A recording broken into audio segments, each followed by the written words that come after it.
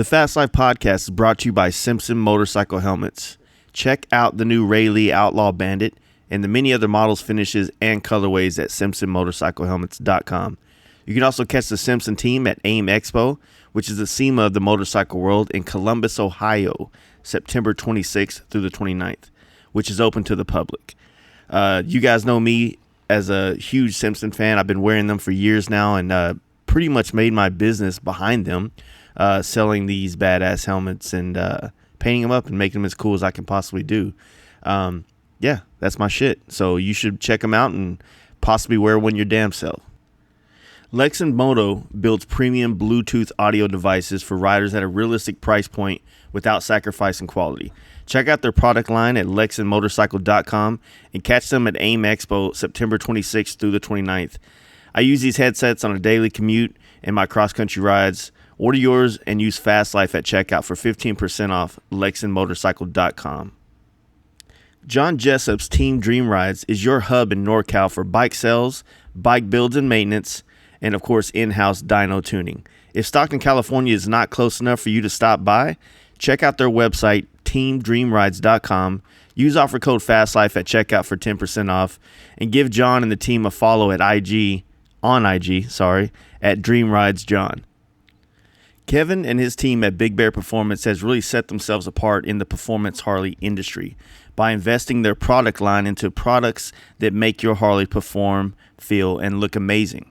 Along with being the industry's leader in Olin suspension sales, service, and tuning, check out BigBearPerformance.com, and you can always give Kevin a call and get the info and answers for your motorcycle's upgrades at 909-478-7788. Lindahl on everything. That has definitely been a true statement for us here at the Fast Life. Lindahl makes some of the dopest brake rotors, wheels on the market, backed up by some of the best brake pads in the industry. Check out LindahlBrakes.com and see what they have for your bike, and don't forget to use Fast Life at checkout for 10% off. And stay up to date with the Lindahl team by following Lindahl Brakes on Instagram. Paint Huffer Metal Flake is the industry standard when it comes to flake, and one of the key elements in helping your paint job stand out amongst the rest. If you're a painter looking for a shitload of flake options and pearl options to many other custom paint products, check out painthuffer.com. Use FastLife at checkout for 10% off your order. If you're looking for the right idea or custom painter to move forward with your project, follow Paint Huffer Metal Flake on Instagram, and you're going to get it right there with that. I want to thank you Patreon supporters for helping us keep this podcast running and operating smoothly as it's been. For as little as $1 a month, $12 a year, you can help keep this podcast rolling and growing. We recently just picked up all the equipment needed to do the video podcast. So if you guys haven't followed us on YouTube, I suggest you do that quickly. We're going to probably do some test runs in the next couple of days or week or so. And then we're going to do some live streaming of the podcast that we get a chance to do in person. So really looking forward to that. And thank you guys for all the support. It's helping us fund all the shit, all this really expensive equipment, to build this platform for you guys. And thank you. I really do appreciate it. We've had a couple new Patreon guys come on for $5 a piece within the last day, and you guys rock, and thank you so much for that shit. This podcast today is with Bitchin Inc Designs, Butch. I've actually been following this guy for quite some time. He makes these badass like sketches. He calls them doodles, but it's really pieces of art. Does them with colored pencils. He takes your idea, your bike, whatever it is, and he just kind of cartoonizes it, I guess is the way to put it. And he's really talented and really I'm really glad I was able to get him on, and he was a great talker, and I really enjoyed it. So yeah, hopefully you guys like it as much as I did. And here you go. Butch from Bitchin Inc. Hey guys, you ready to let the dogs out? Fast Life Podcast. What's up, man? Hey, what's going on, man? Nada. I was looking on your Instagram right now. I was trying to find your name. Other than Bitchin Inc. Okay, there we go. Awesome. Well, we're rolling right now, so thanks for doing this, man. I really appreciate it. perfect. Thanks for having me on. Cool. First time you popped my fucking podcast, Jerry. I hope other people get you on after this, man, because like I said, what you do is really, really badass and unique to you. Actually, I've been following you for since like 16 or 2015, something like that. I think you did a deck. Yeah, you did one of your been a escape while. decks for Daryl's Custom Cycles here in Dallas. And Yeah. yeah, and ever since then, man, I've always been. I think I either already followed you or I started following you once I saw that deck because I hang out at the shop all the time. So, Right. Yeah. No, that was a long time ago. yeah. So, man, like, I guess let's get to know you a little bit better. So, you originally from Phoenix there, or where are you from? Man? No. So I'm originally from Oregon. Mm-hmm. And what the deal was there is, I grew up in Oregon, and I've pretty much been kind of all over. And at the time, before I moved to Phoenix, I was working construction, and it's during like the big crash, and everything took a shit, and Yeah. so I was wanting the tattoo, pretty badly, until I started like getting into it and whatnot. Wasn't really my thing, but it was either that or hot rods or Harleys, so I had started calling around to various schools like YOTech and MMI, not MMI, UTI, the sister company, and already had some friends down in Phoenix. They were going through MMI, and basically UTI kind of hooked me in with a BS story, and Yeah. I ended up moved down there in September of 2010. Nice. And so I was there for 8 years. Did you go to school for the? Yeah, I went to UTI for like 7 weeks, and pretty much the course was just kind of, I don't know, it's BS. They just farm people out, so it's herd people in, get them out, and then I went to MMI because the program was a little bit better, as far as like hands-on, and you're actually learning. You're not learning on students' bikes and all that shit like UTI was, But so I went there. I started there in late November or December, and I started working at actually Trask Performance in November, before I started going to school. So I was going to school and working at a shop at that point already. So how'd you get in with Trask? Did you just, because I get a lot of people that, a lot of people hit me up that I know people that are going there, and then that place is so saturated with students that, is it hard to find jobs there for mechanic students? In Phoenix? Well, it kind of depends on how good you are and how motivated you are to work, just like anything, if you want to hustle and, you want to work your dick into the dirt. Yeah. There'll be people who'll pick you up and work with you. But yeah, it is pretty saturated, and it's saturated all over. Like having MMI trying to find you a job was like a complete joke. Because they'd have all your transcripts on file and all this, and they were supposed to like send it all out to these dealerships and whatnot, and you don't hear like any call back or anything. So it was kind of frustrating. But at that point I was already working at Trask. Yeah. All right. And So I had a buddy that was Oh, go ahead. I was going to get you back on that story. My bad. Oh yeah, no, I had a buddy that was working there, and he'd asked me to help him set up at it was when Hideaway was kind of still small time, and they were doing their annual bash, and they would have that in October. And he's like, hey, want to help me come up here and set up and kind of work it, pass out shit. And I was like, okay, cool, and went up there and started hanging out, and it was from Thursday to Sunday, so it was just pretty much 4 days and 3 nights of pure alcoholism.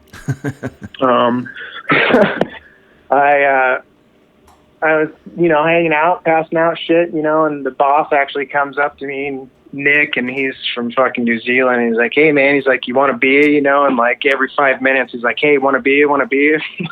Want a beer? I'm like, dude, I'm good. I'm good. I've got this. I can pay. He's like, no, I'll put it on my tab. Whatever you want, put it on my tab, Yeah. pretty much partied with him like the whole weekend, and Sunday, like, just super dehydrated and hungover as fuck. Like, we had to pack everything up and ride all the bikes back to the shop. Mm-hmm. And like, I'm from Oregon, and Oregon, there's not like a whole big like custom scene, you know, for Harleys. Yeah. If there are, it's like old school shit, you know, like huge ape hangers and like everything's old man bagger style. Yeah. So coming into Phoenix, like, it was like, you know, the beginning of the whole big wheel bagger craze. Yeah. And Trask doing turbos. So it's like you got this big wheel bagger, then you've got like 200 horsepower plus of just monster turbo hanging off the side. Yeah. And so he's like, hey man, he's like, ride these bikes back, you know, back to the shop. And I'm like, okay, cool. And I get on it. It's all like air ride suspension. I'm like trying to figure out how to flip up the air ride, you know? Yeah. Like looking for the buttons and shit. And like my buddy comes over, he's like, hey man, he's like, it's under here. And he's like, this is a $68,000 motorcycle. Don't wreck it. I'm like, great. Yeah. That's always good to hear. Yeah, you know. But yeah, I was rolling alongside Nick the whole way back too, and he's like, "You good, buddy? You good?" I'm like, "Yeah, I'm super good and hungover, trying not to drop this shit." Yeah, so you got that. I mean, yeah. So you got kind of a good in right there. I mean, he was then and still is now a huge player in the industry. So yeah, I mean, after that point, you know, he's like pretty much, "Hey, you want a job? Start Tuesday." I'm like, "Perfect," you know, whatever. nice. And at that point, he's still in the same building, but he only occupied 3 sections, and one of the sections was like basically storage, and we stored like all the old like takeoff parts and all that shit. And now, before the fire, he pretty much occupied that whole building and then another building in back for like the whole manufacturing and everything like that. So to see him grow from just doing services and kind of doing, you know, the turbo kits, and then he started doing bars and exhaust at that point, to see where it is now. Like, he's got a full fucking performance line, you know? Yeah. And he does it like all in house, which is really amazing. He also makes a lot of pipes for most other people in the, you know, like he was doing Dirty Birds pipes and Misfits pipes. And I want to say he did Covington's for a while, or did them or something. So he was also manufacturing other brands and lines for other companies. So. Yeah. And, you know, being in that industry, that's kind of where the long-term money is. Mm-hmm. You know, because if you're manufacturing goods and everything, people are always trying to outsource that, you know, especially for a lot of custom shops. Yeah. And being in that position, that puts you in a really good position to start, you know, just manufacturing other people's shit. Yeah, for sure. So did you finish the MMI program, or what did you end up doing there? Yeah, I finished MMI program, and coming to the end of that, I was either like, I was going to try and find another job someplace else, or, you know, stick it out at Trask. And I looked around for a while. I couldn't find shit. Or like, the trouble with being in our industry, if you go to other states, a lot of it's seasonal. You know, like even here where I'm at right now, the Harley shop here at that time, I don't know if it still is that way, but they were 6 months on and 6 months off. So they would send their techs down to Tucson, actually, for like the winter time here. And then once wintertime was done, they'd move them back up here and work as techs here during riding season. That's yeah, weird. Right. So there's a lot of places like that, you know, where it's seasonal and you're not going to make the money that you want, you know. Which is probably why it's so saturated, like across that, you know, that all year riding line. Yeah. Yeah. I mean, you know, California, Texas, Florida, and Phoenix, they're, you know, pretty much kind of the hotbeds for the motorcycle scene. So is that what do you still like use that certificate now, or what do you kind of, what's your main gig now? My main gig now is just doing this, Bitchin Inc. Nice. That's badass. I started it in 2014 while I was working at Trask, and pretty much pulling double duty. Like, have to get up at 6 o'clock in the morning, go to work till 5 at the shop, and then shove some food down my face and start working, till about 12 or 1 o'clock, and then have to wake up and do it all over again. I did that pretty much every day, even on weekends, Yeah. up until I moved back up here at the end of last year. So as far as like, the art that you do, I mean, like where that's not something you just picked up in 2014. I mean, you've had to been cultivating this over the course of your life, right? Or what?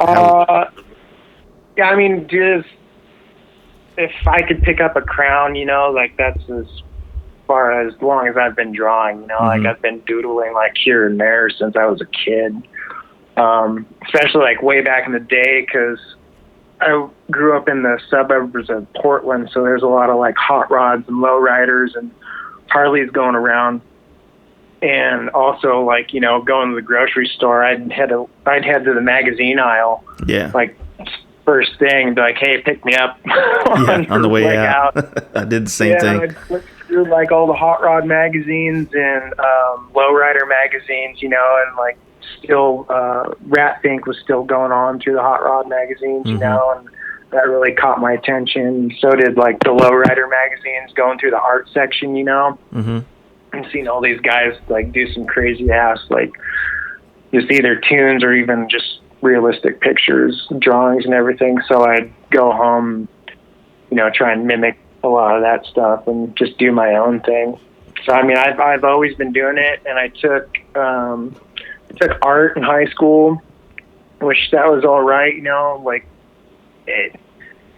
going through programs like that, even in high school, because they have like a strict like regiment that you have to go through, and they want you to do their thing. And I always wanted to do my thing, like I wanted to put my twist on everything. And teachers didn't really like that.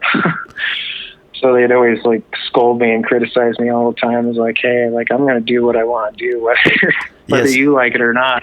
It seems like the art classes in high school, especially, it's always going to be more geared towards just introducing you to a lot of different formats of art and maybe a little bit of art history or some shit, but makes it really hard to, because if you start to like one style of art and want to pursue that practice, the high school place isn't really the place to cultivate it. You know what I mean?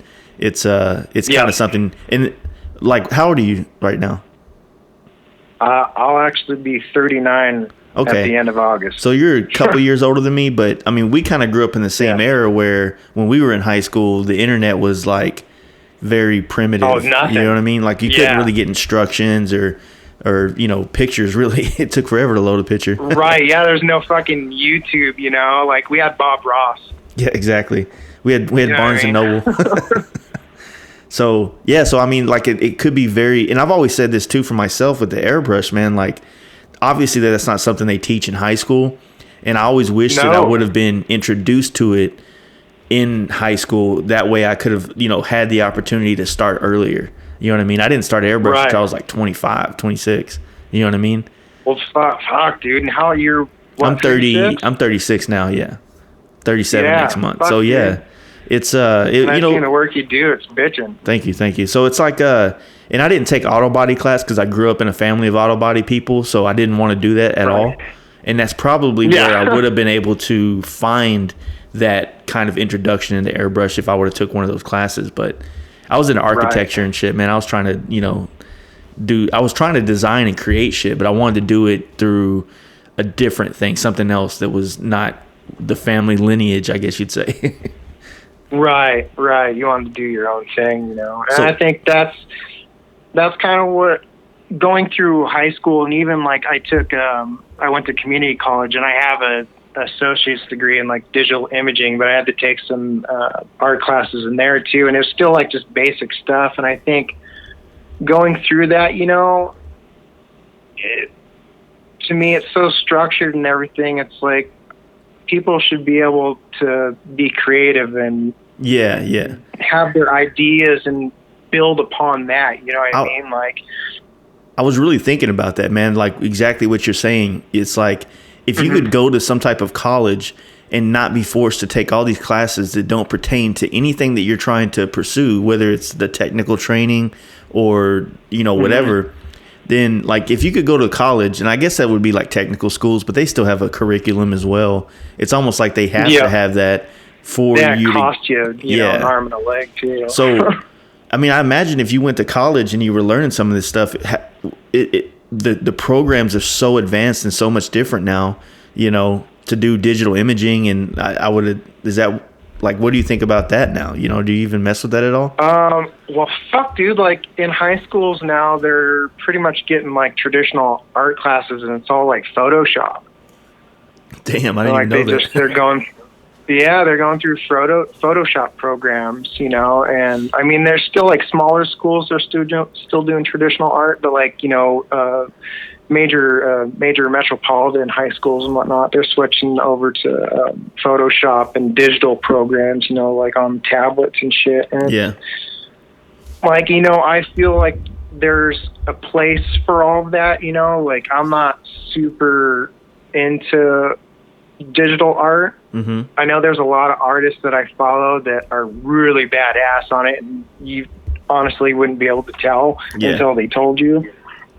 But for me, it doesn't really do anything, because as a collector of art and like, you know, doing art that people collect, for me to be able to have something in my hand where somebody took their time, they had to plan it, you know, like there's layers upon layers, like that's all got to be thought out before, you know, you start doing it. And doing it like on digitally, I know guys are going to boo-hoo this, but if you make a mistake on there, you can just click a button, redo, hide it, delete it, or do whatever. Like, whereas us, like, you either have to fix it or you have to start over. And, you know, that sucks. It's all, for me, I feel like the digital art space is really just like another tool in the belt for advertising things. You know, like when you do, you know, like I would want to use the digital art for creating logos and exactly, you know, branding for T-shirts, and just because, you know, you need things in vector font format for a lot of advertising purposes. But as just like you said, as a collector of art, you want the hand created process. You know what I mean? And it's funny how like you know, forever, like airbrush was never really looked at as like art. Like nobody really collected an airbrush of, you know, canvas and stuff. You know, get them now cheap. That's completely turned around. Well, I think because it's the same thing that's happened for a lot of artists because of Instagram and just the social media aspect of being able to have your shit seen across the world has made where people like value, like, man, I want a fucking painting from, you know, so-and-so, you know, his art is badass. It speaks to me. And I think for like custom painters like myself, you know, it's I was kind of talking about this with another guy, but, you know, finding a way to turn a custom paint job into art. It is art per se, but people, I feel like a lot of people don't collect it as art. They collect it as a material thing. You know what I mean? Right. Like, think about all the bikes that you would see built in Phoenix and stuff. It's like, and you know the processes some people would go through with paint jobs and the art behind that. But most people were buying that just because of the material aspect of what it made them, you know, made their bike look like. It was like the choppers, you know, back in the day. Like, people just bought it just because it was a fad. And I feel a lot of that. That's kind of why I kind of fell out of love with the motorcycle industry a little bit. Because, I mean, when you're up in it and you see it real close, you see that. You see a lot of people, especially going to Sturgis, you know, see like a lot of the weekend warriors or people that just want to buy into the image, you know, like you have guys in smaller shops like pouring their heart out and their builds and everything, and then some asshole like doesn't even appreciate it but just wants it to look cool. Yeah, you know, it's such a weird thing. It's a weird thing because you know, for us to make money off this industry, we need those weekend warriors, but I think what it also is like you kind of tapped on it. It's like the passion thing. It's like you want to be surrounded by people that carry the same passion for this stuff as you do. Yeah. And when you're around a lot of people that don't, it breeds that kind of just that disconnect. You know what I mean? Yeah, totally. I mean, that's kind of the way it was down in Phoenix. I mean, you got a lot of builders that were like that, you know, they put their heart and soul in it. But then you have other guys, like, they were just in it for, like, fame or just money. Mm-hmm.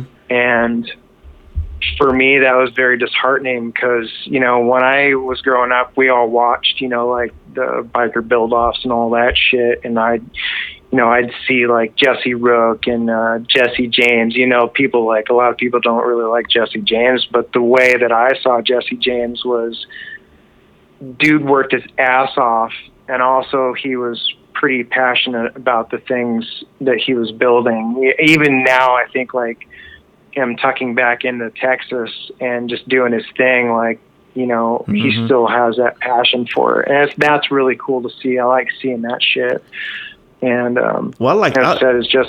I'm a huge fan of Jesse James, and I like him just the way he is. If he's a dick, if he's an asshole, whatever he is to people, that's what he has to be, because he's a fucking talented, passionate fabricator, builder of all kinds of things. And I don't need him to be a customer service representative. I need him to be that badass that he's been forever, inspiring guys like me and you know? And so I think that's kind of the other watered down part of a lot of things in this world, is that, you know, everybody wants their inspiration, their this or that from somebody who also has all these people skills. You know what I mean? And not everybody has that, you know, like that's an acquired, like, there's a reason why a mechanic is usually in the back working on something, and then you have like somebody trying to sell you a new car or sell you something in the front that has more personality. Right. You know what I mean? Yeah, so. That's what I need. Yeah, for sure.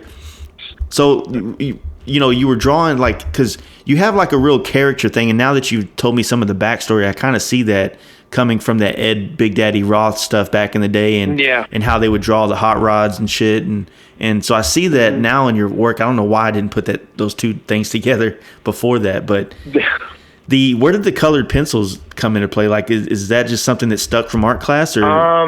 Honestly, like, I started messing around with Prismas while I was in high school, and I can't even remember. I don't think it was from art class necessarily. I think it was from something else, but I picked them up, and like, dude, like the way they blend and everything, like, I was amazed. I'm like, shit, these are awesome. You know? I would say the way you make them blend, because they don't blend that way for me when I do it. So. I mean, dude, honestly, like, I have a lot of people asking, like, hey, man, you should make videos. And I would love to if I had the setup and even the time. But honestly, it's just layers. And that's all I do with them, is I just do them layers and layers. I work it almost like, I would say if I was proficient at painting, I would say it was like working it like a painting, you know, like where you just layer it, and you can go back over, and if something doesn't look right, just add another color and just do it to where it looks how you want it. So, like, I noticed, like, you do a lot of, you post a lot of pictures on your Instagram, like, after a finished product of, like, your palette, you know, and I see you use, like, what are the markers for? And do you ever come back into these things with, like, paintbrush at all, or, like, to get highlights, or? So that one marker you see, it's usually the white one, and it's a acrylic paint pen.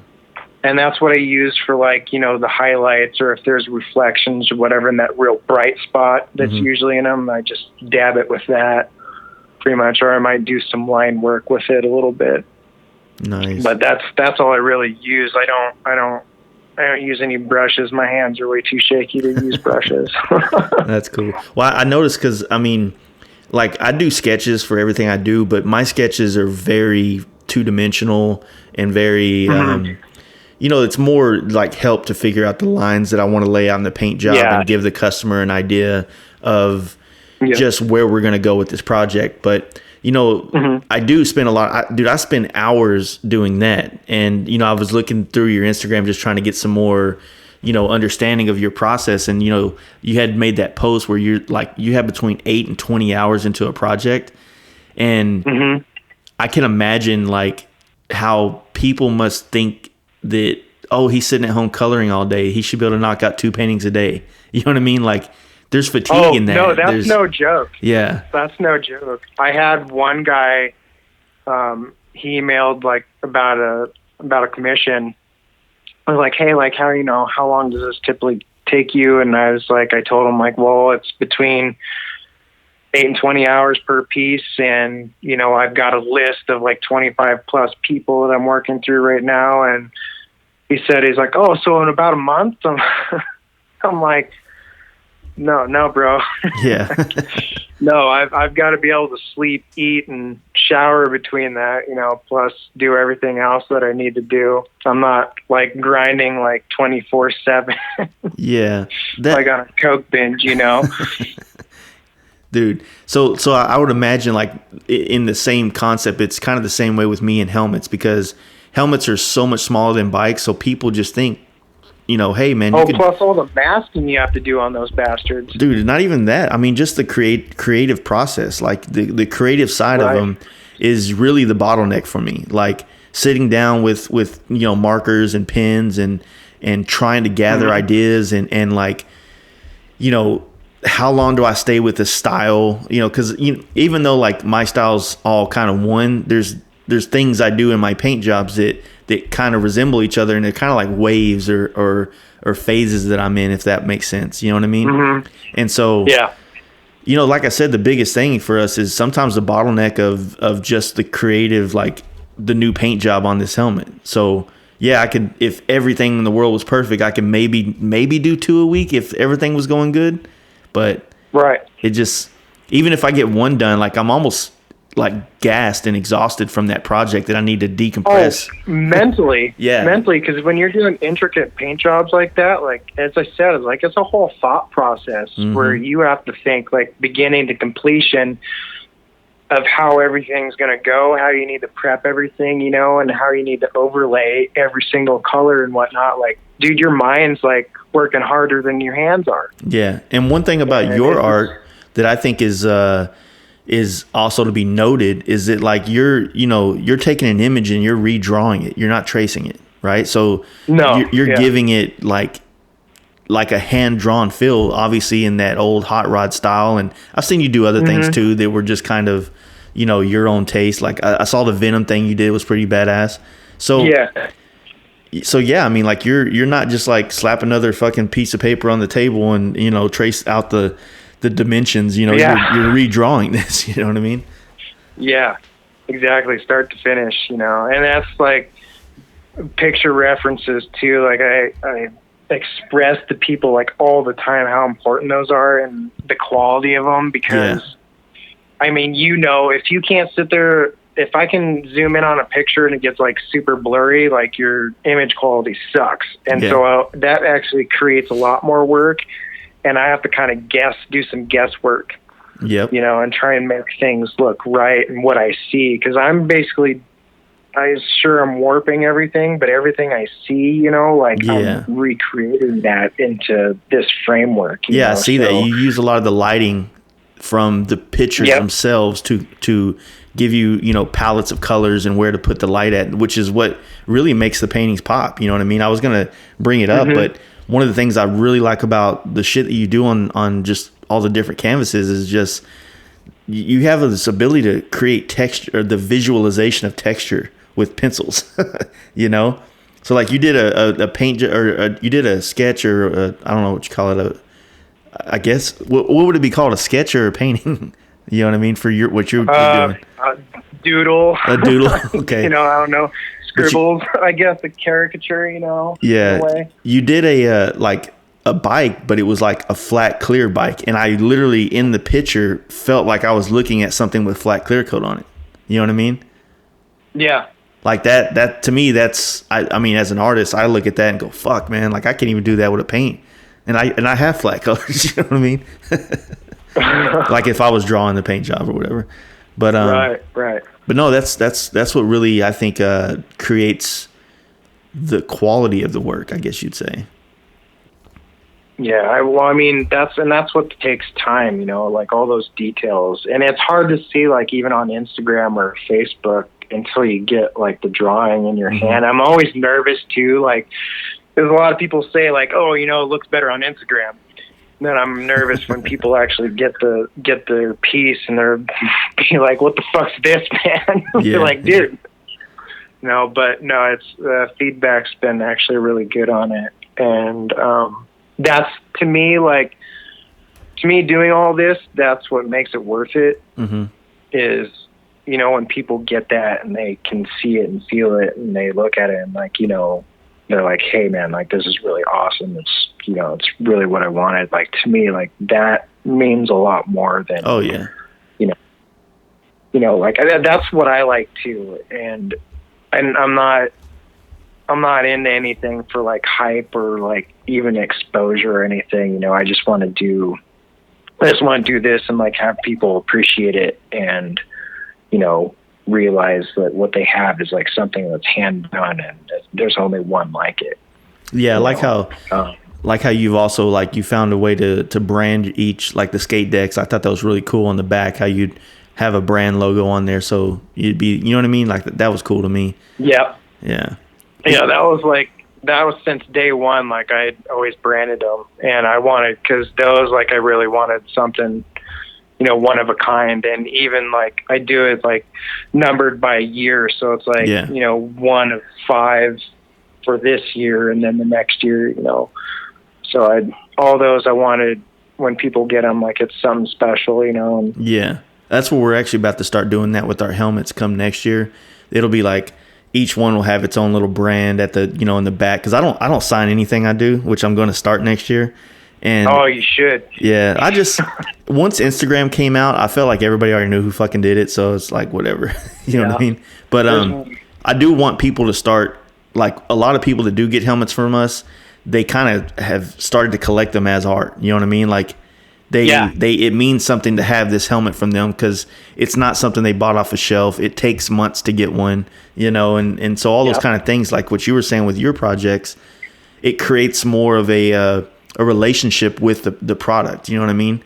So yeah, exactly. And going back on that with like David Mann and Ed Roth, to get some of those originals now. Like I know of some people that have like vaults that are filled with like original David Mann paintings and everything. And like he has people coming up to him like, hey man, like offers like big money for him, but it's because, they're collectible. They're rare, like they're one of kind. And David Mann always had his little paintbrush with the mustache and glasses, for like his signature piece, and adding that is just another little touch to your work. And I've seen that with David Mann and various other artists. And, my boss actually at Trask, Nick, he always gave me shit, cause I would do some of the prototype sketches for some of the parts he had for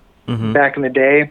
And I'd always sign him. He'd give me shit. He's like, just gotta put your fucking signature on there, don't you? I'm like, fuck yeah, that shit's mine. Yeah, that's it, man. Like, have you ever looked into like a lot of people that do the renderings and stuff? They do like the Prismacolor markers and shit. Have you ever tried any of that stuff? Yeah. There's a couple people that really blow my mind with the way they do Prism. The markers, because I've tried markers and I'm absolute shit with them. I don't feel great about them, but there's other guys that, they're doing like phenomenal work, and I can't remember names offhand right now, but one dude, he does renderings, and they're badass. They're not like any renderings like you see, like they look realistic, and the way that he does them, it's badass. And just to see people work with those, as well as the tablets, going back to that too, like people do some work with the tablets where you wouldn't be able to tell. And with anything, when we're doing art, I get asked a lot, people like, oh, how do you do this and this and this and this? I tell them like, dude, just practice. Just work. 100%. Like if you're not doing it for a couple hours a day, you're not going to get it. Yeah. It's just going to, I hate to sound like Joe Rogan and shit, but I actually bought an audio book about that, the Outliers thing. And they were just talking about how the 10,000 hours of practice is what makes professionals. You know what I mean? And having all that time wrapped up, it's almost like, when I look back on my career painting, it's like when I first got into it, I felt good about what I was doing. I thought I was doing great work, but you know, it wasn't until I was about 10 years into it when it really started to like become my own artwork. You know what I mean? A lot of it was like, oh, I'm trying to be like this artist or this artist or this artist, and all those years of trying. There's nothing wrong with that either, you know, because like you did, eventually you'll fall in your own style. And I, you know, admittedly, I did that because there's a lot of artists that I follow that, you know, I looked at their art and I'm like, God damn, dude, like I want to be like that, you know, like how do they do that? So I would try and like implement that. And then after a while, you know, like at one point I said, fuck it, I want to do it my own way. Yeah. And that's when I started, you know, how things are coming out now. Like, I feel like I've found kind of like my own niche and just working off of that.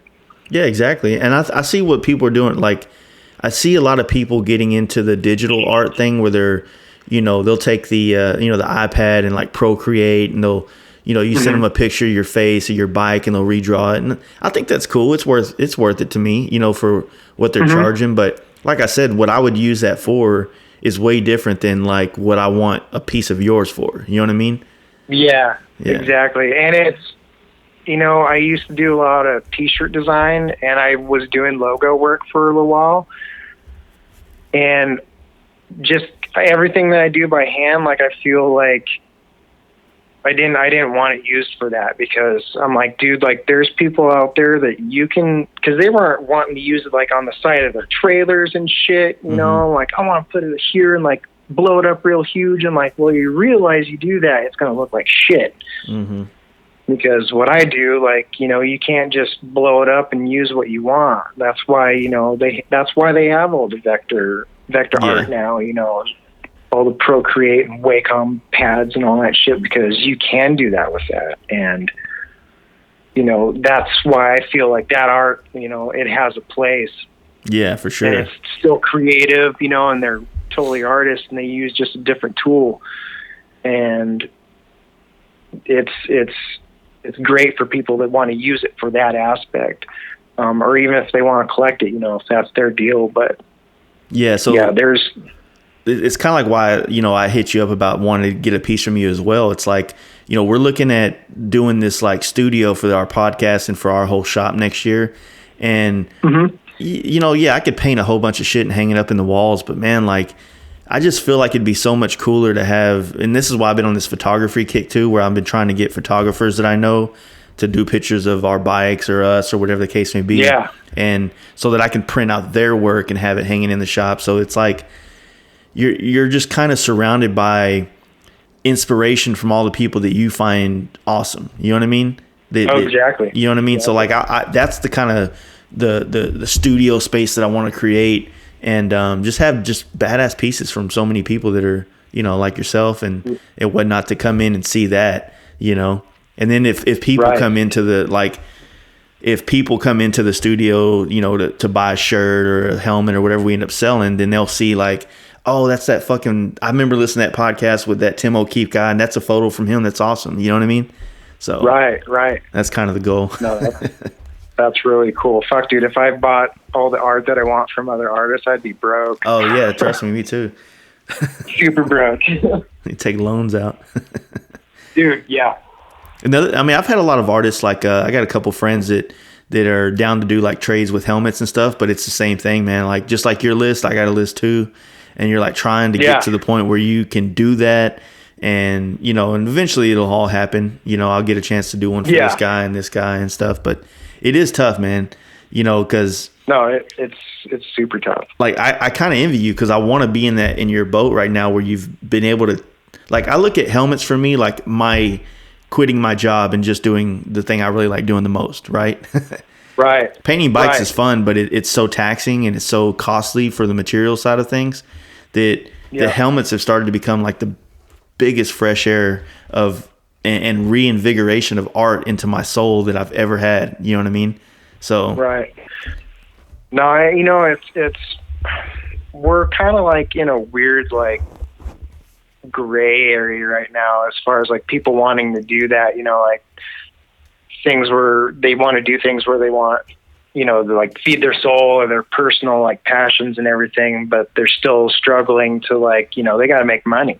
Yeah. And everything, so they do like the day-to-day grind and everything. And I don't know if my position's the greatest, because as any artist, dude, like they're always going to struggle because you have to try and convey to people that like, this is my living and this is why I'm charging this, so people don't really understand that, they don't understand like the time that it takes, when I tell them like 8 to 20 hours, I'm sure when you tell people about helmets, like, hey, this is how much time I have in it, they're like, holy fuck.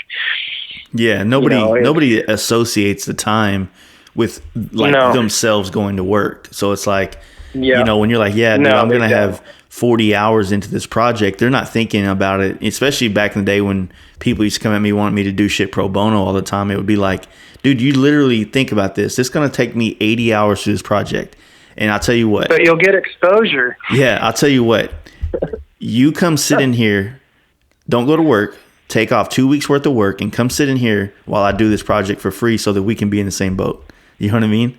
Right. So that you can know what it's like to do work for an entire 2 weeks and not make a dime. Just because you got 5 buddies that want their bikes painted. You know what I mean? Right. Yeah. And after all said and done, where are those buddies? Yeah. You know what I mean? Fortunately, though, like once like all this social media shit kind of kicked off, it was like I started hearing that less when they walk in. They're like, yeah, man, I got a bunch of friends, and I'm like, look, man, due to the current climate of social media, I have more work than I know what to do with. So I don't need your 4 friends. I just need your project. I'm good. I got that a lot too. Like when I started out, I had like a couple guys like, hey man, can you do this? Like I'm going to pitch it to this company or whatever and blah, blah, blah. And me being naive and like trusting them, I was like, yeah, sure. And after all was said and done, like nothing happened. Like they ended up dragging their feet, and it's like, hey, what's up, dude? One of the after a while you get. Yeah. One of the things that I hear a lot from people is, when I kind of vent to them, friends and family and stuff about like just the creative process and how taxing it can be at times. Like a lot of people have like solutions that are like mass production and things like that. But the problem is that there's really no way to mass produce what we do, like what you do with your stuff. If like, it wouldn't mean the same if that skate deck was $100 and there's 400 of them to me. You know what I mean? Right, exactly. And that's why like people always ask for prints and whatnot. And I've been doing mainly commissions since 2014. I very rarely got to do any personal stuff. Mm-hmm. And people ask for prints. I was like, nah, I don't really do prints of that. Because I want people like they have that one. You know, and that's it. If I ask permission, for it, then that's one thing. But I want it to be special for them, and especially if you're a potential customer coming up, like, hey, you're not going to like plaster this image everywhere. It's like, no, like that's you and that's you alone. Yeah. There's just no way for an artist. There's really no way to mass like, I'm not going to say there's no way, but there's very few ways to do it and make something that you can mass produce that doesn't devalue your art or your personal who you are kind of thing, Right. So, right. And you don't want to. Like me personally, I don't really have an interest in that. I've had people like, oh, you should have somebody else work for you, so you can do it. I'm like, well, then it wouldn't be my art. Yeah, exactly. It'd be like somebody else's art. And it's like, and plus I don't trust anybody enough to do anything that I'm doing, and have my name on it. Like, no, I'd rather just have them be their own entity and I'll just stick with mine. Yeah, exactly. And I mean, there's no way that, like I hear the exact same thing for us with like get another artist in. And as an artist, I understand how fucking complicated we are to work with.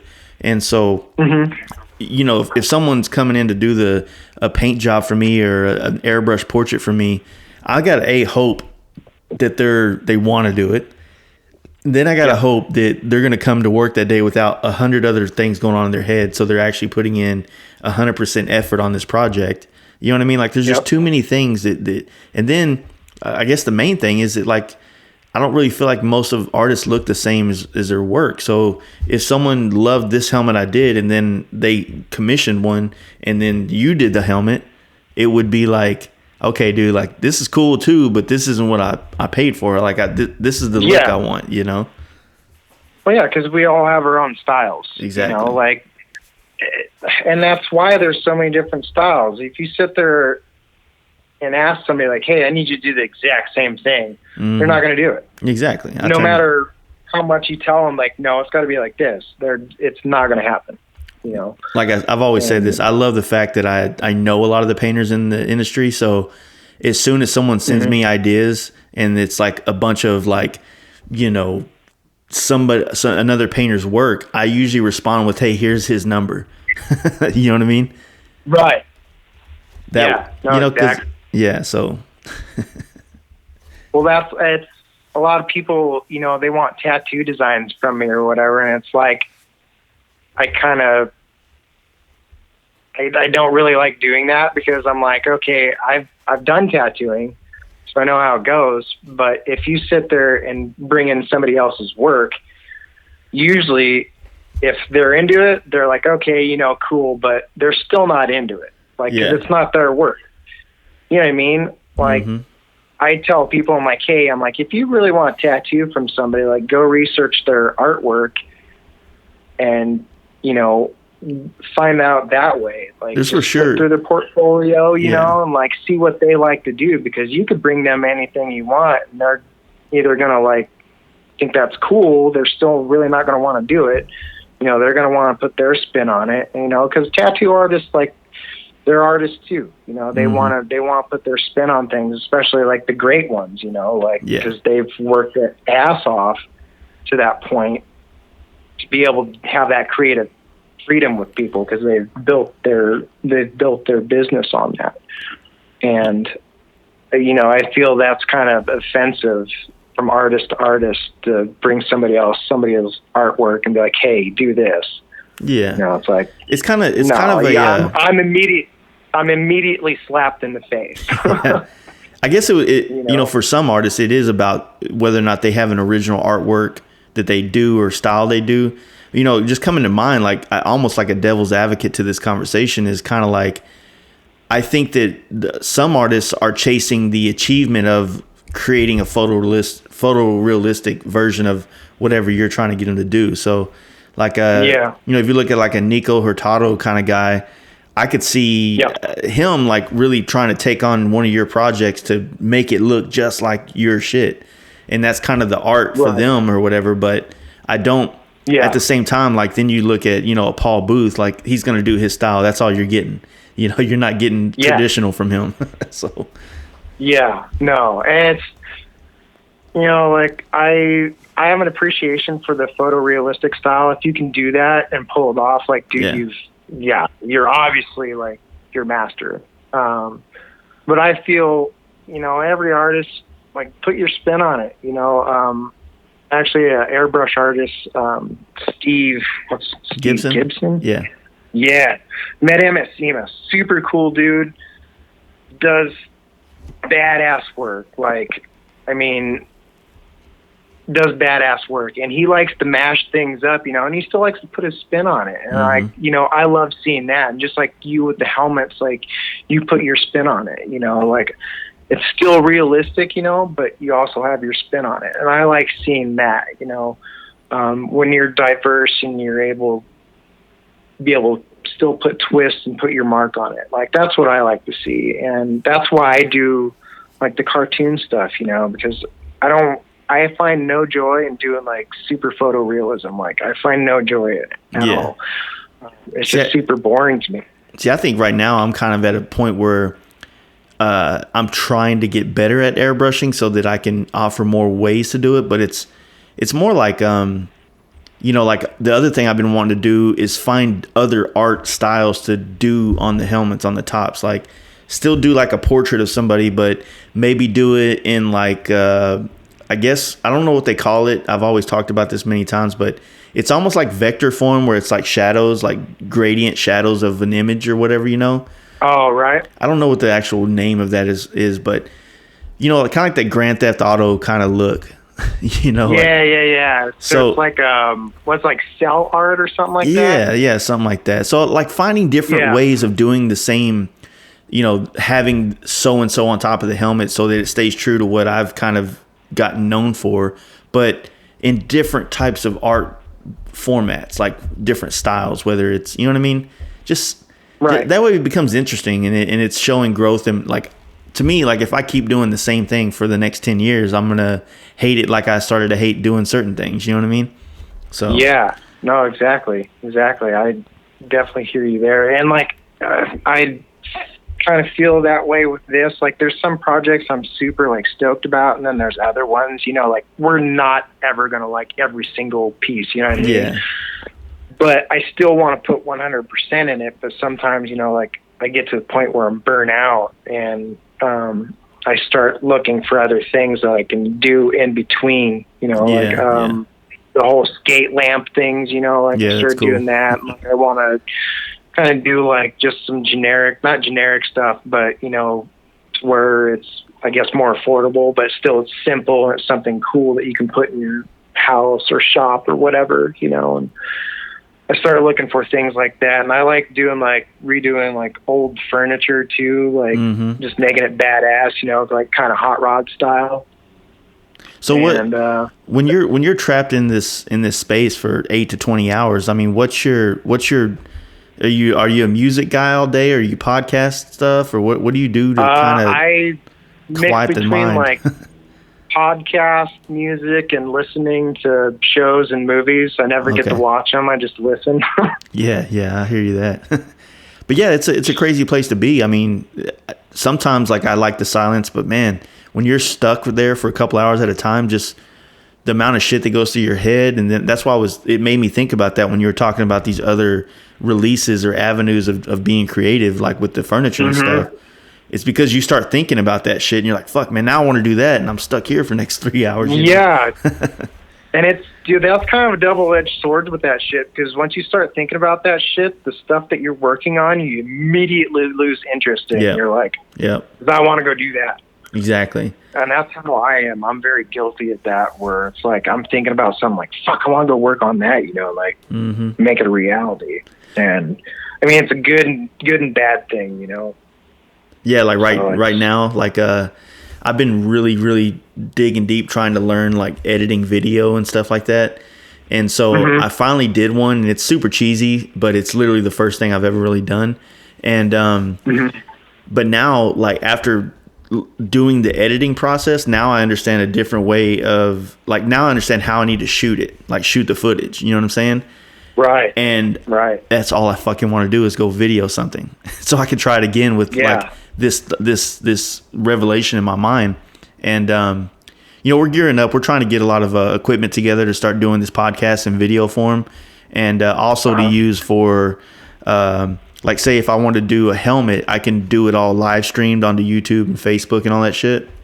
And then which is easy to do right now. We can do that with our phone, but the way that we're going to be able to do it is to have multiple camera angles and another person, like, okay, catch it from this angle, catch it from this angle, bring this up all in live in real time and shit. You know what I mean? So it's it's kind of going that direction, but you know, and there's a creative process behind it too that I'm falling in love with, that I really want to get more involved in. But yeah, I mean, it's just like with anything, you know, like it's all process, all learning curve, you know. And you just gotta put time and research and just do it, and you'll figure everything out. You know what I mean? Yep. Yeah, I've been watching videos on trying to figure out how to do videos. It's been probably been 4 or 5 months just watching videos before I even tried to even use the programs yet. You know what I mean? I have them all. Yeah. Premiere Pro, Rush, all these things from Adobe or whatever. But there's so much with those. Yeah. I use Lightroom and Photoshop daily. You know what I mean? I use that shit all the time, and I have for years. But the other programs, I'm trying to learn with that. And what I love about their whole like new Creative Cloud program setup is like I pay $70 a month for every fucking program they have, right? On my phone, my tablet, and my MacBook. and it's awesome how everything goes like interchanges with each other. So for doing like, you know, just photo, you know, editing the photos to make them nicer, cropping them, or the video shit and audio and all that stuff. So I'm excited about it. Yeah, makes it super handy. Yeah, I messed with that stuff when I first got into Trask because I did a lot of their like media pages and shit and some videos and instructions. So I messed with like sound booth and video editing, all that shit. It's fun, man. Yeah. So it's pretty crazy. On your, like when you're doing the skateboards and stuff, I was reading some of your shit where you were saying like you have to sand down. Are you sanding the clear completely off down to wood? Are you? Yeah, I use well, when I first started them, I'd always sand it, and like there's the clear that's on there, and it'd gum up the sandpaper all the time. So it'd take me like an hour and a half to sand one deck, and then I wised up and got stripper from Home Depot and just spray that on there and scrape it off, and then I sand it from 80 to 320. Nice. So what's the like? How does it have to be grit wise to hold the pencil? You know, because I've seen you do Okay, go ahead. 320 grit is what I end up with, and that seems to hold the pencil pretty good. I've thought about like going one more down, like 220, and seeing how it does with that, but I'll do that on an experimental board. But for right now, like the way I've always been doing it, it's all 320. So have you seen, like I know you being in Phoenix for a while, did you ever see that bike that Shope did where they did the pencil, you know, Matt Andrews? Yeah. So actually, Eric Carr, what is it? Yeah. His shop was doing it, and the artist Lee Diaz, I talked to him about it, and they laid down like this one, I can't remember the name of the primer, but it was some certain primer. And they just did all graphite pencil on it and then did a flat clear over it. Have you ever tried to see if that's a possibility with like your artwork on a cleared surface? The colored pencils, no. Because it's all waxy and everything, it doesn't bite down on it like the graphite does, because graphite pretty much draws on almost anything. So I was thinking about it. It was a dream of mine, but it would have been sick to have a helmet that was I did all the graphics, and then on the top just had like a badass piece of yours on top that was all cleared. Right. Yeah. Oh, that'd be sick. It would be. I've had a lot of people ask like, "Hey, do you do tanks and whatever?" I was like, "No, I can't." Until I learn how to like paint real good, you know. Sure. I feel like you could probably get away with like, you know, like the Darren McKee stuff, like fucking with the one shot or the paint brushes and stuff. You can do House of Color paint, and it doesn't have the, you know, House of Color has a whole palette line of pinstripe paints. Yeah, there's actually quite a few artists that do that. I've followed them too, and they do a lot of work with like One Shot or the House of Color. You know, and you see that at SEMA too. Like there's one guy. He's doing like an old rusty hot rod, and you know, he did an amazing job with it. It's really cool. Crazy. I was like, wow, that's all striping paint, dude. Yeah, but I think it's cool that also how you're starting to like the cutout you did for your execution style with that skate deck. Like that was sick.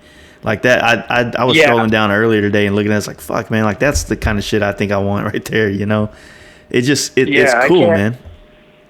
He's supposed to be doing a deck with that too, like a whole flipped out deck and mounted on top of that. I've got another actually project with him that I'm going to be starting soon. It's a Dyna or something.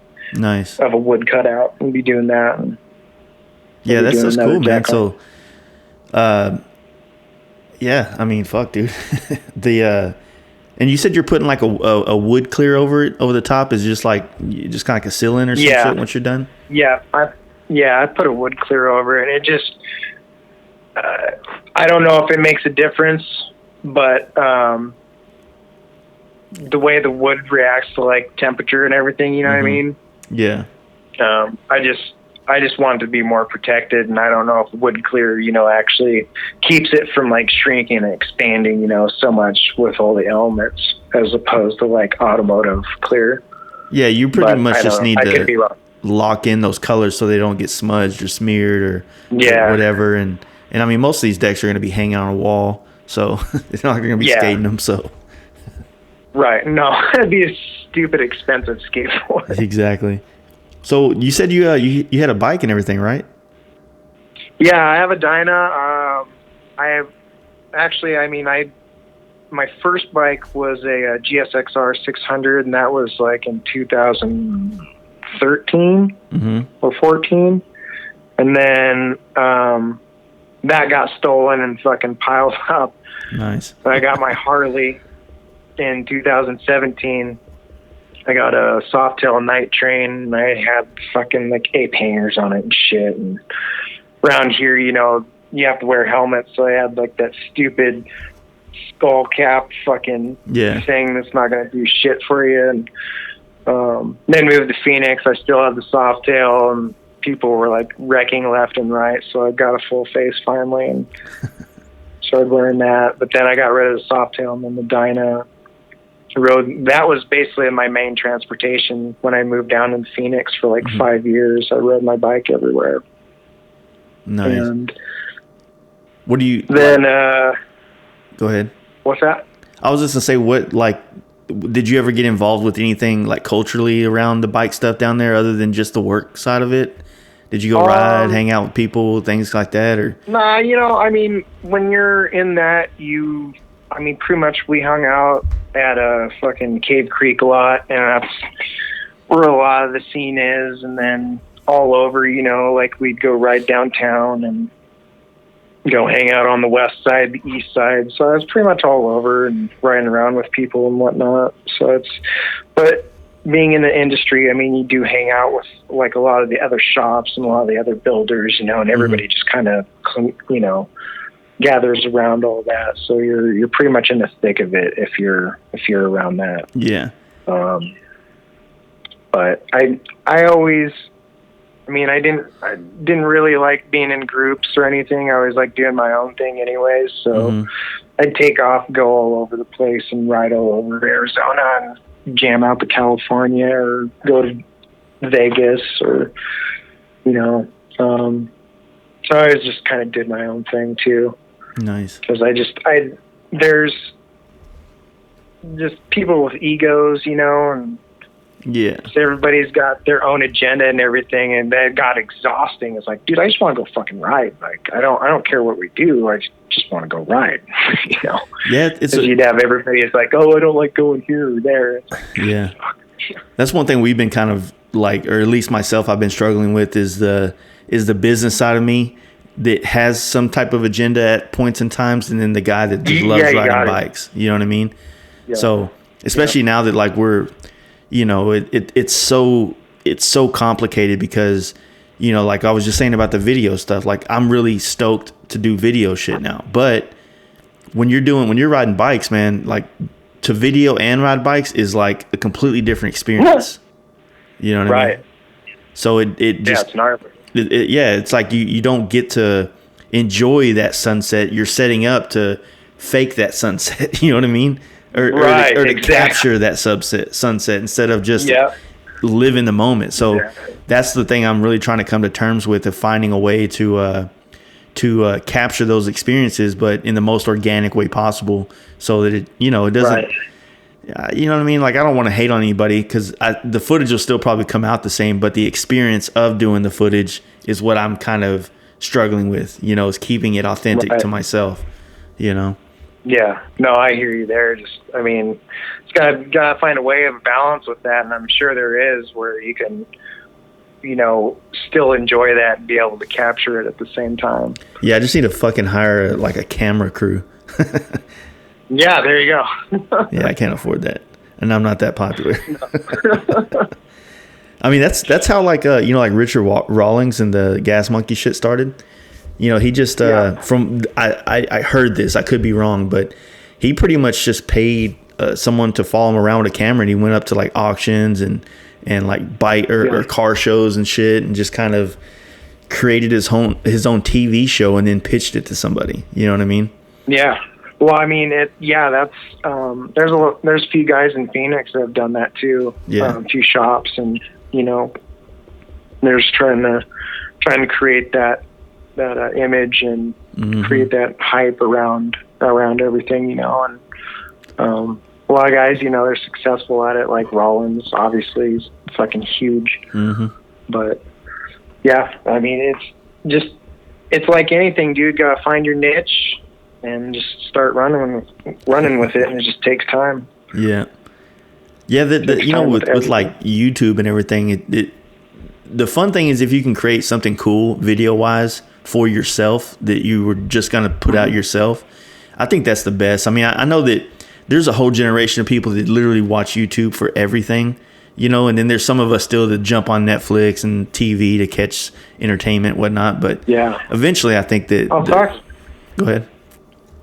Fuck, dude, hang around with anybody that has kids. They're all watching YouTube. Yeah, exactly. Literally, just all watching YouTube. It's just a weird time. It is weird. Weird time. It's weird, and it's like I want to complain and bitch about everything, but you know, I was also around for the time when people were going to school to learn how to do photography, you know, film wise, and then literally over the course of 2 years, it went away, you know, and people had to learn digital, they had to learn Photoshop and all these other things. So there's a part of me that wants to bitch and complain, but the other part of me knows that that's just the natural progression of us as humans. And if I don't find a way to fit in and be a part of it and hold some of that old soul some way, you know what I mean?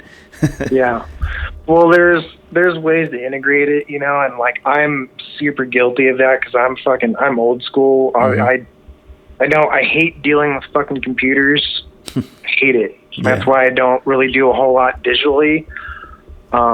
Just because I know I can learn it, I can do it. Just to me, it's just the feel of everything, you know. But you know, if you can integrate it and you can be that progressive, you know, like, you know, you'll make it, you know. Or even if you just go full on and head on into it and just, you know, embrace it. I guess embrace it and just go that way, you know, you'll make it too. But I think if you can integrate, you know, old ways and new ways, it's something that's going to be unique as well. And I'm kind of stickler on that with sticking to old ways because I feel it's important as well to keep hold on to that. Yeah. Because, you know, a lot of people I get even with this, they're like, that's all pencil. I'm like, yeah. They're like, wow, that's not digital. I'm like, no. They're like, how do you do that? I was like, well, dude, just like anything, you learn. Grind it out. I feel like that's an integral part, even the art, like, you know, stick them to the basics and like keep pushing them through, you know, and get them through all the technological part of it as well. And they'll be that much of a stronger artist, I feel. Oh yeah, 100%. You know, it's just like with anything, you know, if they learn from what people have done in the past, they can use that and just go far with it. Because there's still a lot to learn with people on how they used to do things. I think we need to hold on to that as well. Yeah, because I mean, also like those old techniques, like the colored pencil stuff, and there's so many ways that, you know, like we were just kind of discussing earlier, you know, which I'm sure you've thought out way more in depth, of finding ways to apply that to other stuff and do, you know what I mean? It creates another art form or another type of thing, you know? Yeah. Well, perfect example. There's a guy, he's a graffiti artist, and I believe he's based over in Italy. What was it? Saturno. And dude, he's been to Los Angeles. He's been all over the nation, like even the world, like doing his art. But he's done that for so long, he started picking up the tablets. And this is an artist that I'd said, like, you wouldn't be able to tell, like, if it came out of a rattle can or if it was actually on a digital tablet. Like, he's believed with what he was doing before, like, it just made him that much more of a stronger artist when he's switched over to digital. And he actually, like, does mock-ups on the tablet before he even starts putting it up on the wall. Like his work, absolutely amazing. Well, a lot of graffiti artists did that with sketchbooks anyway. Like they'd sit there and just sketch out a lot of their ideas and whatnot. So I've always like kept graffiti books myself. Like when I'd go to Barnes and Nobles and buy one every couple of years that would come out. And dude, that's some of the best color combinations, I think, between the graffiti books and like nature, like in like the sea, like looking at coral reefs and shit. Dude, you'll find color combinations that you're like, how the hell is that blue and that brown going together and looking so great? You know what I mean? Right, I know.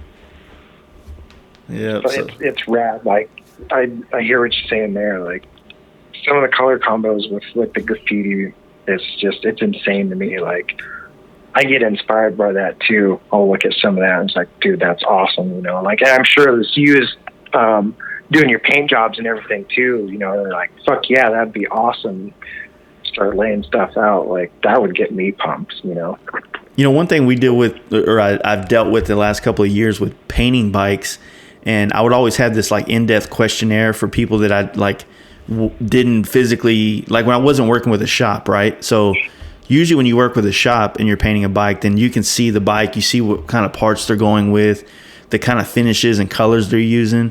So you can kind of like design your paint job to work well with that, as opposed to like, yeah, exactly. When someone's around like, hey, I just want you to paint my bike these colors, and I'm like, well, what's the rest of your bike look like? How these colors might clash with chrome, or they might look better with powder coat, or whatever the case may be. So right, you know, and I think it's that next level of starting to take more pride in the work you're doing and how you want the customer to enjoy what he's paying for. You know what I mean?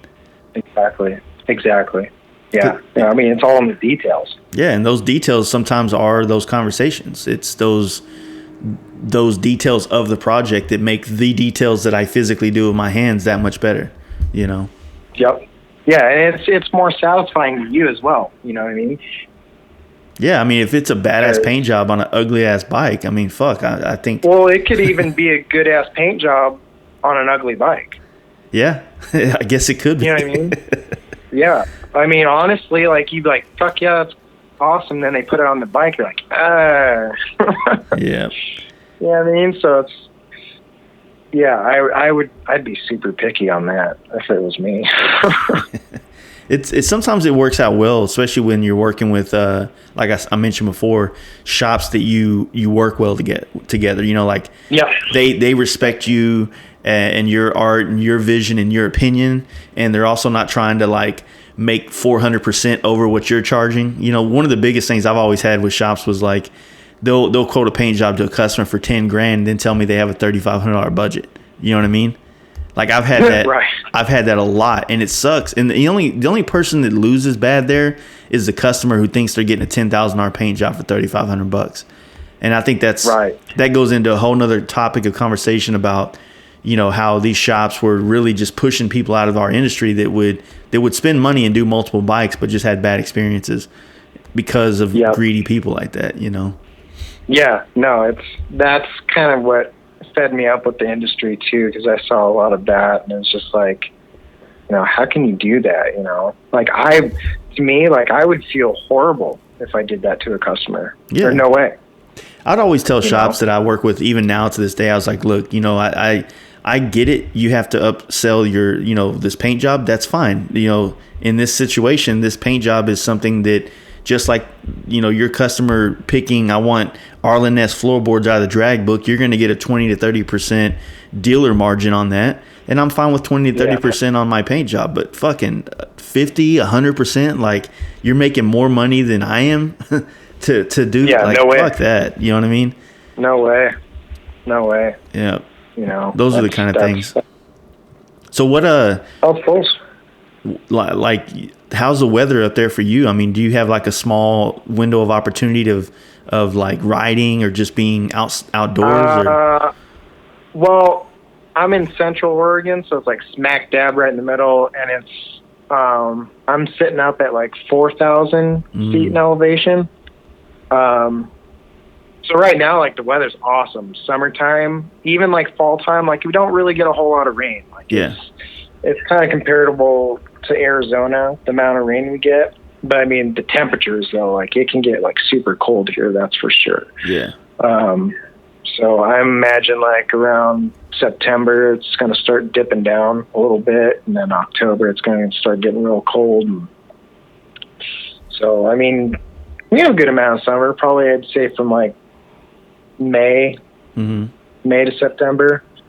like actually good riding season, if you want to brave the cold, and get all your snow gear on, you can ride that way too. But down in the valley though, fucking sucks. How far has been from like Portland and stuff? From Portland, about 2 hours. Okay, ain't bad. We're usually about like anywhere 2 to 4 hours from everywhere in Oregon. Like Nice. it's, as I said, it's just right still- in the middle. I still want to ride up there. I want to, I haven't been that far north yet or northwest yet, so I really want to get up there and ride.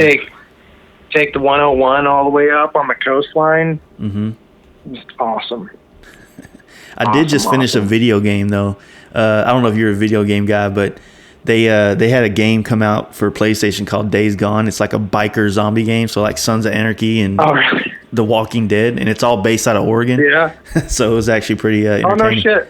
Yeah, it's like it's kind of an open world theme or whatever, and it's got like it had Bend, Oregon in there, Crater Lake, and some other areas and shit. Oh, that's crazy. Yeah, it was pretty cool. It was a good game, man. I enjoyed it. Oh, yeah. Get to see some Oregon scenery there. Yeah, it's like, dude, this is just like the video game. It's weird because there, not trying to take this too far into the game concept, but there's this other game called Watch Dogs, and they had a part 2 that came out probably a couple of years ago, and it was all based out of San Francisco. And so I've spent a lot of time in San Francisco with work and everything like that. So just playing the game and then physically knowing, oh man, I've stood in this area before. Like that shit's crazy to me sometimes. Right. Kind of crazy, huh? Yeah. That'd be trippy. Trippy. Yeah, dude. Fuck, I've maybe ridden a handful of times since I've been here. Mm-hmm. Otherwise, I've just been busy or like my bike's down. Like I got to figure out my starter problem, and I just got to take time to fix it. And I don't. I don't have a whole lot of time to do anything really. How's the? I mean, like other than like being trapped on the drafting table. I mean, what do you? Do you have other shit you get involved with up there? Anything else creative, or is it just kind of like work and then some play here and there? Honestly, like since 2014, it's mainly been work. Like I've worked like day in, day out, and I'll take like little breaks here and there. I might like get out and go hike or see some shit or go have a beer. And just sit down and be quiet for a little bit. How many do you probably get done a year? Like the doodles? Doodles? Well, this past year, like I've actually doubled what I've got done before, because usually it would take me about a week just to get one done, because I'd only have about maybe 4 hours a night. Mm-hmm. And then on the weekday, like I'd have to catch up with running errands and shit. So even then, I might get like 6 to 8 hours on that. Mm-hmm. So yeah, I'd finish up 1, maybe 2 a week, depending on what it was. That's still good. And now, like, I can finish up probably like 2 to 3 a week. That's good. So, I mean, not too much more, but have you like had the opportunity to do anything for like internationally yet that you've had to ship out or anything? Yeah, I mean, actually, when I first started, I think it was like the 3rd board I did. I shipped that to Canada, and then I've shipped to New Zealand. I've shipped to Australia. That's cool. And that's about it overseas. Yeah, I think that I can think I haven't had the opportunity to do anything internationally yet, but I am pretty stoked because I'm doing this helmet for Lexan, that do the headsets and shit, and they're gonna take it to Italy, but it's just gonna be there. It's not staying. Right. So I thought that was pretty cool. Yeah. Yeah. No, that's still cool though. You get to see art that's all the way over there, and I've gotten hit up by people overseas, but just the exchange rate and how that shit works, and it sucks. And just it's just kind of been a turnoff. Well. Yeah. Yeah. They're like, no, that's way too much money for me. I've gotten that a lot too. I mean, it's going back to like multimedia or media like Instagram and Facebook. All these people see your stuff and like, hey, like I'm from fucking Belize or some shit. Yeah. It's just crazy. Like it's it has its good and bad moments, and I think as far as exposure, like it's great, and especially for finding other artists, so you can be inspired. Like I think that's really awesome. Have you had any? Because I've had this before, where they try to pitch me on the fact that they're out of town, so I should give them a discount. Oh man, I'm in this place, and you ever get that? I've had that. Yeah, I've had that a few times. It's like, sorry, bro, like I gotta eat too, Yeah. Should have picked. Yeah, that's it. I mean, like I said, it is cool to get reached out, and it's cool to have those kind of opportunities everywhere. But fuck, man, I've always told people, in some cases, it's kind of cheaper to fly me to your country to do the work than it is to, get your project over here and back and forth. You know what I mean? Right. Yeah, especially on your end, Yeah. Because shipping can just be a bastard. I know that. Like, that's why if somebody orders through me, I'm like, hey, you need to specify if you're out of the U.S. or not. Otherwise, that's an additional like $50 coming out of my pocket. I want to say, I don't know all the details, but my buddy, he goes by that 4130 Chassis Works. He does like handlebars and shit. He ships a lot through eBay, and they have like an international program or some shit where where you're able to ship at a much, much better rate.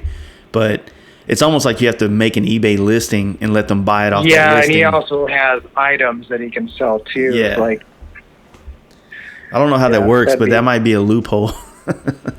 Yeah, that'd be a tricky dynamic for me, though. We had we don't really give away stuff a lot on the podcast as far as like through our Patreon guys, but we're trying to get there. And he gave us a set of handlebars to give away.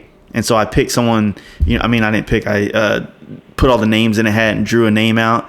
And the dude was in Canada. I was like, fuck, man, like it's going to cost me more than I make on this podcast a month to ship these bars to the guy in Canada. And he's like, no, I'll take care of it. I got this program. So it worked out well, but it was funny. Oh, there you go. There you go. Yeah, man. Dude, it can be tricky. Super tricky. So I don't know if I asked you this, but are you trying to like expand on like things that you're doing, or are you kind of like at a threshold of how much you can do right now, or are you trying to look into other areas of using your art and stuff, or like what do you? Well, I would like to do some like personal images where I could either make them into shirts or sell them as images, to people to use on whatever. Also, I'd like to have more products like the skate lamp thing I'm trying to push around to like local businesses and whatnot, restaurants and shit like that to use as decor or what have you. So there's different avenues I'm just trying to think of and explore to see if it's almost like if pan out as revenue. It's like if you can create a version of your product, right, of your art that's like not as time consuming and thought consuming as like each individual piece that you have to make, but it still is some form of art that you're proud of that may or may not be kind of produced in a more mass form. You know what I mean?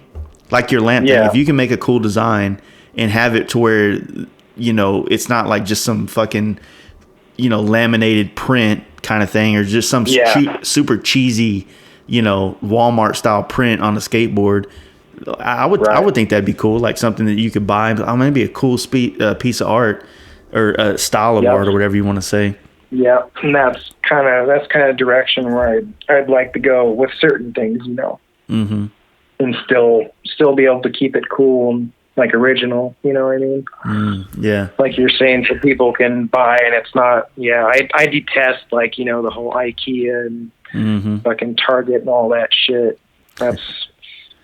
I like all like, not to sound like fucking hippie or whatever, but I like vintage shit, because it was made at a time, like before people particle board, their hands and shit, Yeah, like people had to make everything by hand and it was crafted and everything. Sure, there was still like some cheesy shit, but there was still some really cool stuff, that came out of that. And now like they're just super collectible but things aren't really made like that anymore, and if they are, they're like super expensive for very good reason. Yeah, I had I had a 50s GE fridge for like 6 years. You know what I mean? I bought it. Bought it off fucking Craigslist for like $150. They didn't know if it worked or not. Took it home, plugged it in, worked fine. You know, it was great. It 50 something years, 60 years later was still going strong. And dude, it's badass. You know, it's like it has so much fucking like style and soul to it compared to, you know, exactly. You know, these new fridges are nice, you know, but I don't need to check my Facebook while I'm pouring milk. You know what I mean? I don't get that shit. Right, yeah. I don't need weather updates coming out of the fucking ice maker, you know what I mean? It's like a screen everywhere, a TV everywhere. It's like, fuck, man. Like, dude. Oh, my God. I did something recently that, like, you know, my wife bought a big-ass TV for our living room, and so we've been, like, stoked about that. And then I picked up a sound bar, and, man, I listen to, like, music now, like loud in the house, and it's just made things so much better. You know what I mean? Right. Like, I'll sit there on the couch and just no TV on, not on my phone, and just listen to music. And it's even also great because one of my favorite bands, Tool, finally released all their shit on digital. Yeah, I saw that. Yeah. And so, like, I went and bought all the albums again because I didn't have them on my phone. I just had CDs and shit. So yeah, I just been sitting there listening to whole albums alone, like, you know, kind of like if you walked in, it'd probably look kind of weird. You know what I mean? Just staring at nothing kind of thing. But it feels great, you know, to hear music that way. It has like soul to it, you know? Yeah. No, exactly. Dude, I wish I could just unplug from this fucking thing. Like, I mean, right now I'm using my phone. Yeah. I hate this thing and I want to chuck it like most of the time, you know, because I get hit up from like messages from like my email or Facebook or Instagram, you know. It's like sometimes it's like at 2 or 3 o'clock in the morning. Yeah, that's the problem. Like, that man, it's like that's like the thing about sleep? It. Yeah. That's the thing about it. Like, everybody doesn't know that, or like my wife, she gets pissed, right? It's like, who the hell's hitting you up at 2 a.m? I'm like, probably somebody that's 3 p.m. for them. You know what I mean? Right. And they don't realize that direct message is just like a phone call to a business in some aspects. You know what I mean? Exactly. There's no personal space anymore. Yeah. It sucks, but I mean, it is what it is. Like, you know, I did a podcast recently with a buddy, and, you know, I was kind of in a weird place, and we were just kind of talking about a lot of the woes of social media. But I mean, the flip side to it is, man, like that is the 100% source of my income. You know what I mean? Like all of my customers in my shop, I can show you their Instagram name and the conversation that started on Instagram, and now their product or their parts are sitting in my shop waiting for work. So it's like, I don't know. It's almost like it's like biting the hand that feeds you in a way to hate it, but it does kind of double-edged sword for sure. Either that or you're like chipping a piece of your soul away every time you take a job from it. I don't know what it'll be in the future. But, who knows? Hopefully there will be balance, though, whatever there is. Yeah. I know for me it's just a struggle because, I mean, I use my phone all day because I obviously stare at pictures on my phone all day while I'm drawing pictures on the Have you got into like an iPad Pro or anything like that yet? No. It was worth, dude. It's worth it. It's really awesome. Is it? Oh, I mean, I had one for a minute, and I didn't use it as much as I used my phone. So I was just like, why do I have this fucking thing? You know? So I don't know, and I don't know, because I know when I'm doing my thing, my phone's like super handy because it's small and I can still sit there and zoom, so I can navigate my phone like around the piece. And I feel like if I have anything bigger than that, it would just be kind of more in the way. Because if you see me while I'm doing my thing, like I have pencils fucking everywhere. Yeah. Like I'm leaning on pencils and trying to draw on shit. And I've thought about having it up on my computer too, but then I'd be like looking up and down, up and down, up and down all day. And that makes sense too, because you're looking down on a table, as opposed to like me when I airbrush. I usually put my iPad up and I pull the image up. And so it's like, it's just a glance over to the left, instead of literally turning my head, off of my art. You know what I mean? That makes sense. But I guess what I like about it is there's a lot of creative things on there, like creative programs and things to use, and also, your social media and Netflix and all that shit. So what I've been doing at work too is like like I'll put YouTube videos up or Netflix, kind of like you were saying, and I have the video there if I want to watch it or not.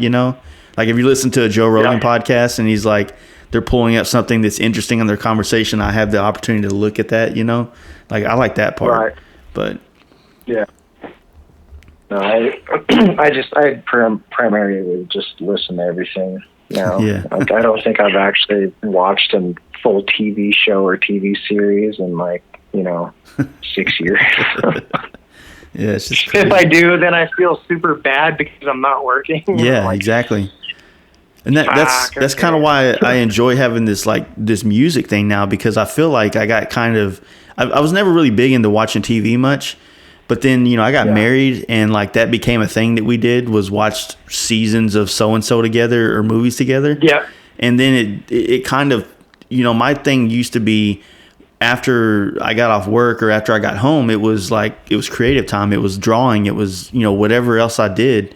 And the only thing I ever did that was like a complete separation from, work and art was like video games. And that was literally just so I would not think about the art while I was doing nothing. You know what I mean? So. Right. No, I totally hear you there. And that's what riding was to me, because I'd go get on my bike and I'd just go blast around and not think about shit, but now, like, I'm trying to find other ways. Like, I started getting into like vinyl, and I'm trying to get like a record player together with like the old tube amps and everything. I really want to get into that, just because, you hear that vintage sound and just relax and listen to music all day, or even just work out in the garage for a bit and not have to worry about anything. Yeah, it's like your space that you do your work in, is it like your little man cave kind of situation, or are you like in the kitchen or some shit? You know what I mean? No, I have my space set up, but I don't try to spend time outside of it in here at all, because I get so just tired of sitting at the table all day. That's the last place like I want to be. You know what I mean? Yeah. But I do try to make it personal, but it's just, for me, it's the last place I want to be. You kind of make it like a cubicle desk place where it's like, okay, I got to sit down and put in this time, and then I'm off work. Yep, pretty much. Like, I have everything set up where it needs to be, and then just do my thing, and then like, okay, I'm going to go crash in bed. Because I work until like 12 or 1 o'clock in the morning. Nice. So what do you think, that's what I do. Like your schedule, for people that listen that might be interested, like what kind of time frame is the wait usually? Because, I looked at, you have a list, which is very fucking awesome on your website, where you kind of let people know where they're at in line, which is really awesome, dude. I need to do that myself. But, so how long, do you usually get booked out for at a time? It's been consistently like 4 to 5 months at least. Mm-hmm. And I know that sucks to say out loud, but it's the reality. As much as I want it to be like shorter time, the amount of time that I've been putting in these, it's been getting more and more, because as an artist, you progress. Yeah. And so things start taking time until you can become real proficient in it. Mm-hmm. It might take less time, but most likely when you get a custom piece, you're going to be waiting. And it's again, trying to convey that to people, because we're in that generation where everything's just at a touch of your phone or your tablet or everything. Everybody wants like that instant gratification. Yeah. And for people like us that are in custom, doing one-off customs, people can't grasp that. They're like, oh, I can't just click and buy it now, It's like, no, like, wait, like, unfortunately, like, I hate it too, because, you get some of those customers where they're, up your ass. You're married to them. Yeah. And it's like, I'm not very personable anyways with people. Mm-hmm. So I've been getting kind of blunt a little bit.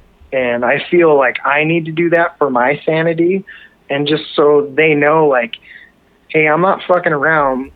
I'm getting your stuff done, like it will get done. It will be badass because I'm going to put all my effort into it. Exactly. And, but like, you got to be patient with me and just please wait. Like, let me do my thing. It'll be awesome. I promise you,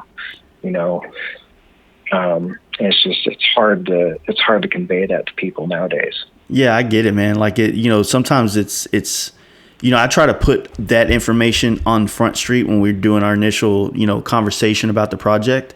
And fortunately, man, like I haven't had really any hectic customers in a while.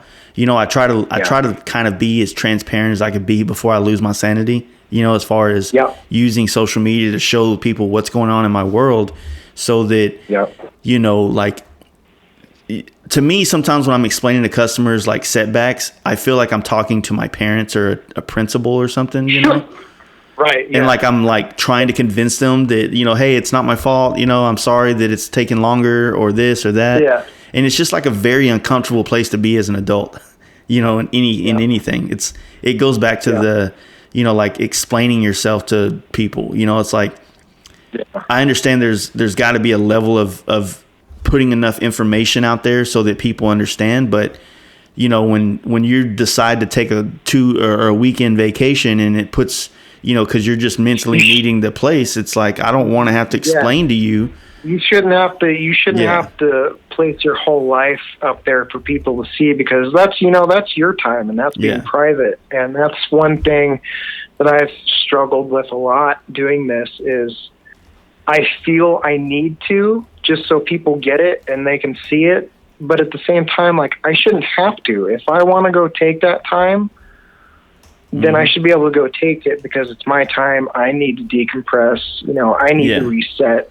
Otherwise, like, I'm just burning myself out. Exactly. And I've been doing that for a long time. And I just recently, I posted up like, hey, I'm taking fucking 5 days off this month in a row. I'm not answering anybody.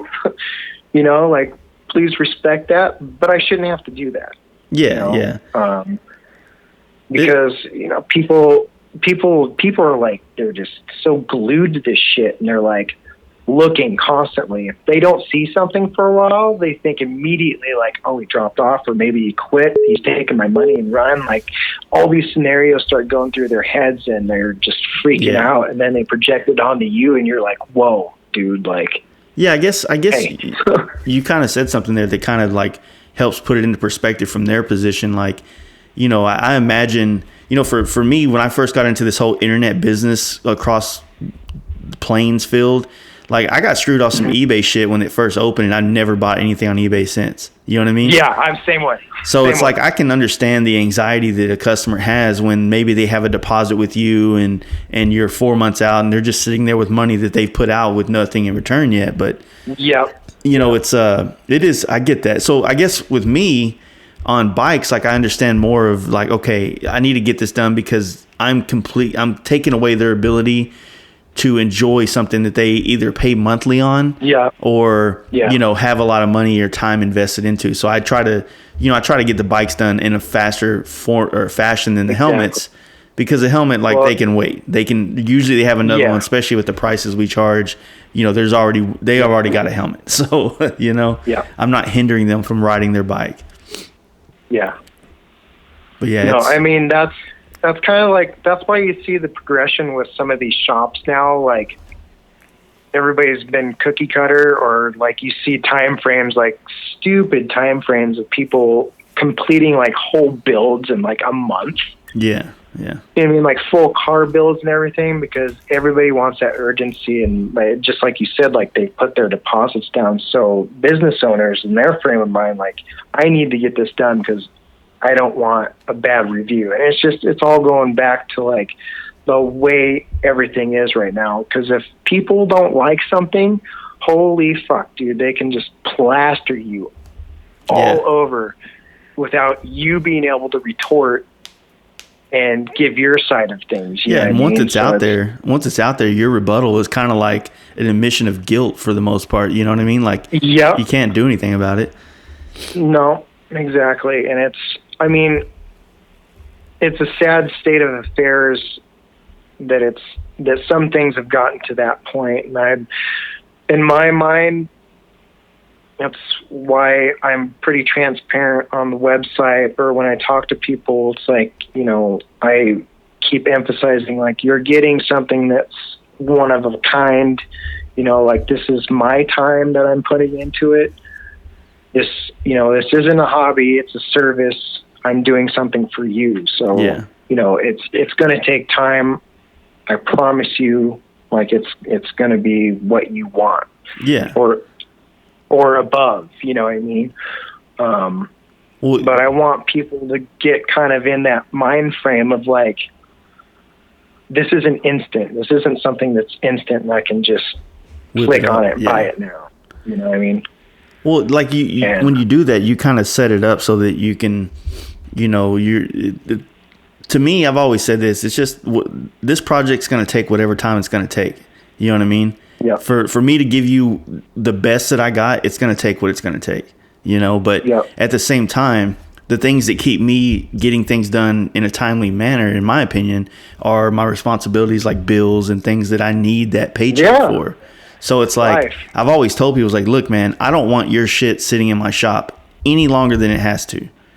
Right. Yeah. But because I am taking so much pride in my work right now, I don't want to just throw shit on there just to get you out of my life. I want to be as stoked. Your name's on it. Yeah, I want to be as stoked about the finished product as you are. And if I am, you will be. You know what I mean? So that's why I've stopped taking in jobs that I'm not stoked about doing. I do want a challenge here and there, but at the same time, like, I don't want to take on projects that I don't feel like I can grow from, or I can really give them above and beyond what their expectations were, if that makes sense. Yeah.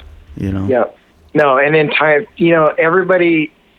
lots of people have invisible deadlines in their heads too, that they don't really express to you. And so some of that, when they have to wait, it catches you off guard when they're like, hey, like, where's my stuff? It's like, well, I told you, like, here's where you are and whatnot. Like, this is where the progress is. Mm-hmm. And when I get to it, I will express that to you, and they're like, oh, well, I thought. I'm like, well, if you read what I'm being transparent about, you would know that probably conflicts with what you had in your head in the first place. And if that's the case, I'm not your guy. Yeah. You know what I mean? Well, but I am your guy if you want something awesome and unique. And then I'm going to go above and beyond and make it that way. So, like, the way you've done it with, like, having the schedule, that's the way I do it as well. You have to have that to live off that, right?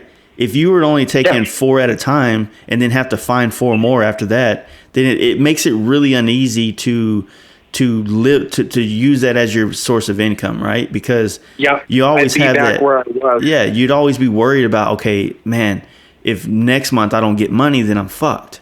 You know what I mean? So when you have 3, 4, 5 months worth of work scheduled out, you get to focus on the work while you're doing it, and not the bills, and not the where's next rent's coming from.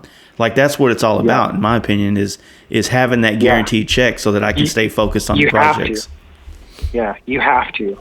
If you're going to do it full time, you have to. If you're not worried about doing it full time, then you're going to be working 2 jobs. Mm-hmm. You know what I mean? And people don't realize that either. That if you're doing it full time, like, this is what you have to do to live. Yeah.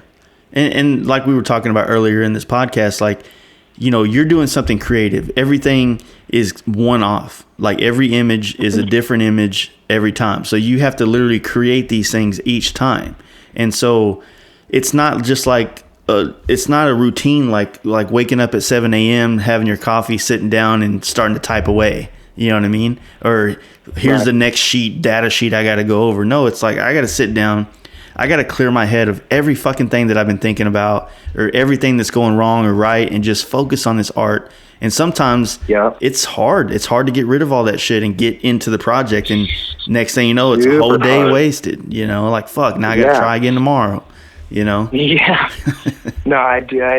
I hear that struggle a lot. Like, I would say 75% of the time, that's where my head's at. Yeah. with this. You know, it's like I've got the weight of everything that's going on, and I'm having to sit here and like blast through a piece to get it done so they can get their product and also I can get paid. Yeah. You know, so You know, and I think try and detach from that's impossible. Yeah, I think in growing in it, the more like the longer you do this full time, the way you're doing, you're gonna find a better way. Like you're gonna constantly evolve and find better ways of getting through the projects and getting them done and stuff like that. And I think that's the other part that comes with the time invested, is that you just find a way to work through it and get through these obstacles that you come through. You know, so the longer you do it, you know. It's all part of growth, you know. I mean, if not, then you're not going to make it. Like, there's no way. Yeah. You know, you can't sit there and deal with a stress like that for years and years, you know, and be able to keep up and keep going. Like, it's just, you got to find balance in that, just like with anything else. Otherwise, you're going to die. You know, you got to find something else to do. Yeah, exactly. You know? Well, shit, man. So you traveling at all this year? You doing anything, or you just sitting there plugging away? I'm going to try and make SEMA this year. I'll be there. That's coming up in October. Hopefully, I'm gonna try and make it. There's actually an outfit here in Oregon, back where I used to live in Sweet Home, called Radiator Supply Warehouse, and they did an off branch called Icebox Performance. Mm-hmm. They do like custom radiators and intercoolers and what have you for anything. Like a lot of the hot rod TV shows that are on right now, like been starting to use them, you know, because they do custom one-offs. Yeah. And they did their logo years ago, and that's how I kind of got into SEMA with them, because, you know, they give me a pass and I just have to figure out getting over there and getting a room and, you know, so that's been a pretty cool deal. And like meeting people over there, making connections and whatnot, it's helped out a lot too, especially with like media presence. You know what'd be sick is watching you do something live there, even though it'd be, you know, I'm gonna try, like somebody had mentioned, person I did a piece for, he had mentioned something about doing a piece in a booth maybe this year. I gotta hit him up and see if we can make that happen. You just need to get like a table set up with like a camera, like an overhead camera or something, with like a screen so that people, you know, can see it without standing over your shoulder, kind of thing. It's funny. Last year they do what's called it's the Middle Cot sketch battle. Mm-hmm.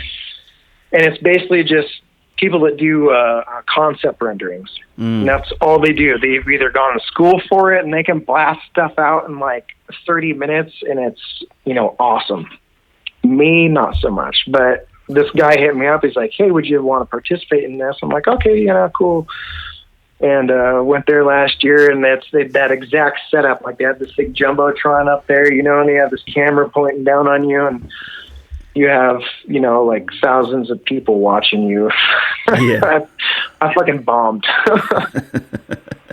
And I was just like, trying putting headphones, like blasting my music, and I was like just so nervous, dude. I was just like, this is brutal. But I also have a, you know, like 30-minute like time frame, which to me, like, I can't really you can't get in. That's not my gig. Yeah, this year I'm going for Sherman-Williams, which owns pretty much you know, Matrix and House of Color and all that shit. Yep. And we have a bike going. Steve Gibson. Yeah, we'll have a bike going, and I think Steve and them, like those guys, like they do the SEMA circuit better.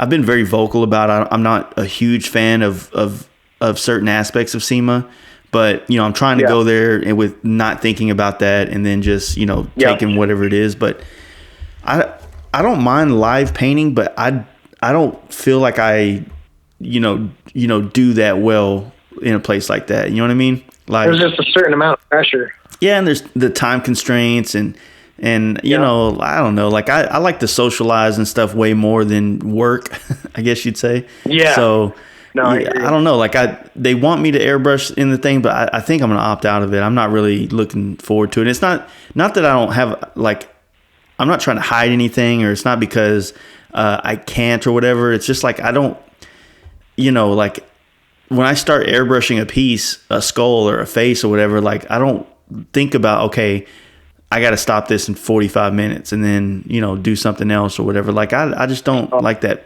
concept, So Right. I don't know. It's one of those things. Plus I don't work with like the Createx colors that a lot of people in that space use. Like I'm an automotive painter, so I use automotive paints, and they don't want you spraying that shit in open areas like that. Oh, yeah, right. You know. So I'm like, well, it's just not for me.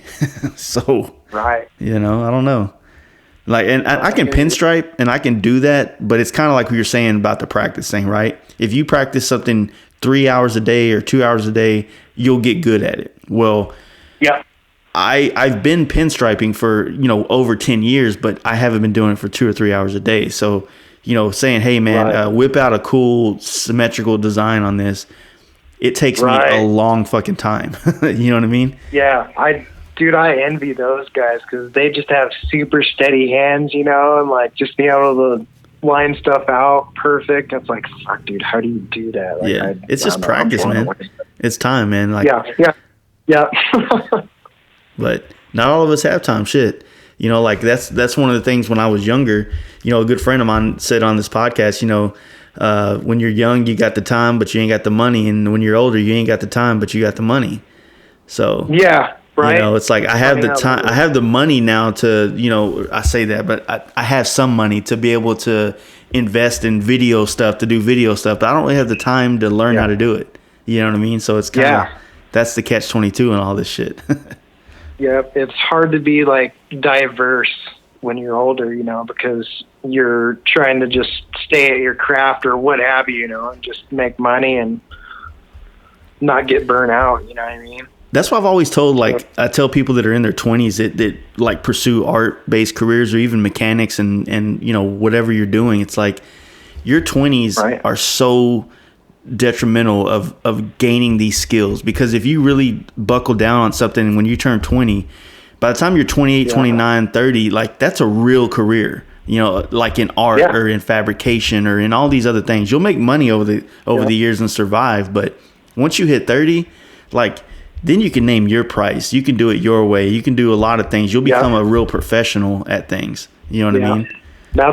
That's one thing that I wish I had done. Because, dude, I mean, when I was like in my 20s, I partied my dick into the dirt. To be honest, you know, like I drank a ton. I was all over the fucking place. Like, I wasn't worried about like sticking with one thing because it's like that's boring. I want to go, fuck around, like meet people, and just go party. That's all I wanted to do. And now looking back, like I don't really drink a whole lot because it hurts anymore.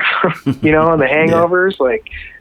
I can't deal with it. But now it's like, fuck, I wish I would have stuck with something, and got good at that and perfected it, like this, like I'd probably been a lot farther along than what I am now. Yeah. And that's my advice to people like that is if you're going to get into it, stick with it and feel it out. Like if it don't feel right, move on to the next thing. But at least try and find something and stick with it. A lot of people nowadays, like they just don't have the patience. They don't want to put in the time. They're like, okay, this isn't working. They just move on. You know? And they didn't even give it, they didn't even give it a year. They didn't give it, like 2 years. Well, I think we've seen too many. Within the first 6 months of anything, you're not going to know if you really love it or hate it. Yeah. Like, honestly, because you're still working out all the mechanics of everything, like you're still feeling stuff out. And it's, working at Trask, like trying to train people was like super frustrating because you'd get these kids in there and they're like, oh, what's this over here? I'm like, no, this is the job that you need to be training on. Like, this is the job. That's not the job. This is the job. Yeah, they all want to be builders. Yeah, exactly, dude. They want to go in there. I'm like, oh, I want to be the next, Jesse James. Like, well, you're not going to be. You know why Jesse James is Jesse James? Because he put in the fucking work. Yeah, like, he wasn't Jesse James until a long time after. Exactly. Like eating shit and working at shops, and like doing his thing there. Then he got his side hustle on. It's a lot of people don't have that mindset nowadays. You said it best. They don't have the patience for it either, and it's and maybe guys like myself, I'm lucky because when social media came out, we used it for a different thing. We weren't, following Jesse James to see what he was doing. I was picking up chicks, you know what I mean? So, yeah, right. like, that's what it was for. But now it's like, which, like I said, it's a double-edged sword because I love the fact that I can see your work and be inspired by your work.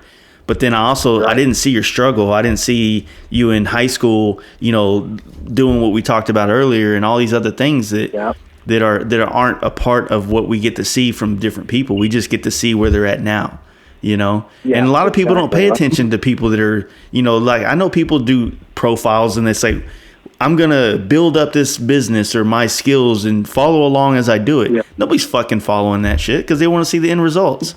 They don't even have time to see the grind that's involved, Yeah. So. Yeah. Well, that's why when, I had to sacrifice quite a bit going into this, because, dude, I'd stopped partying. I stopped running around, like it was work. And then I come home and do my work. And like people would ask me all the time, like, hey man, want to go out? Let's go for a ride, blah, blah, blah. I'm like, well, maybe I can fucking Sunday for a few hours, and people stopped asking, stop asking me to go do shit or whatever, because I was focused because I wanted to make something of this. I'm still trying to, and it just takes a lot of sacrifice. It takes a lot of patience and determination, and if you don't have that, like, dude, you're not gonna do anything. Yeah. It's vigilance, and you just got to do it day in and day out, even when you don't fucking want to.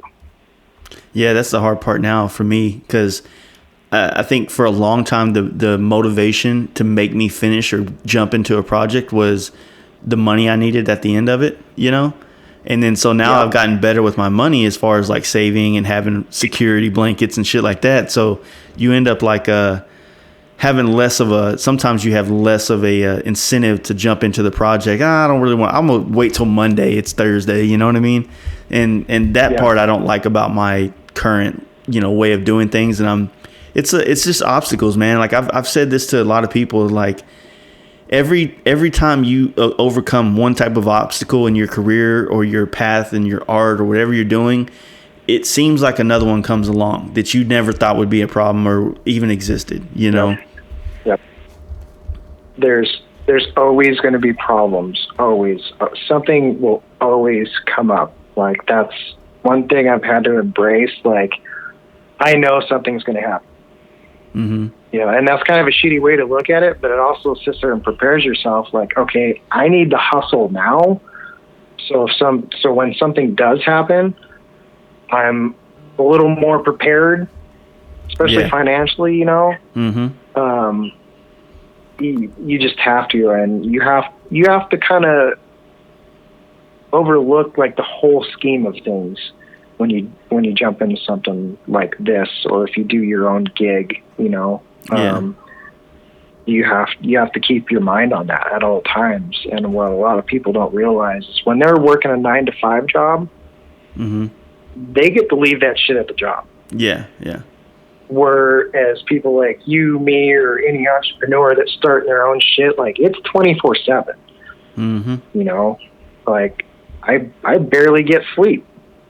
Yeah, I've noticed, like, for myself, like, not saying that I have a rocky relationship with my wife now, but it's just that's one of the disconnects that we have with each other is that she has her, she's a hairdresser or a barber, so she goes to work, does the job, leaves, and then that's it. You know what I mean? Like, she doesn't have she does have a skill and a craft that she's working and honing. So she does sometimes like invest in like videos and training to get better at what she does. But the clients stop at 6 o'clock. You know what I mean? The transactions stop at that time. She goes home and she has her 3, 4, 5, 6 hours to do whatever the fuck she wants to do. You know what I mean? Yeah. And I find that a lot of people in our shoes have a hard time. You know, it's kind of like the luxury of like we get to go to work when we want to, but we don't ever get to get off. You know what I mean? No. Yeah. It's always on. It's always constant. Yeah. You know, and that's hard to deal with. Like that takes a lot of mental fortitude. Yeah, it's hard to have a social life too, like you were saying. You know? Yeah, you can't. I mean, you can if you're in an industry where you get to see those people.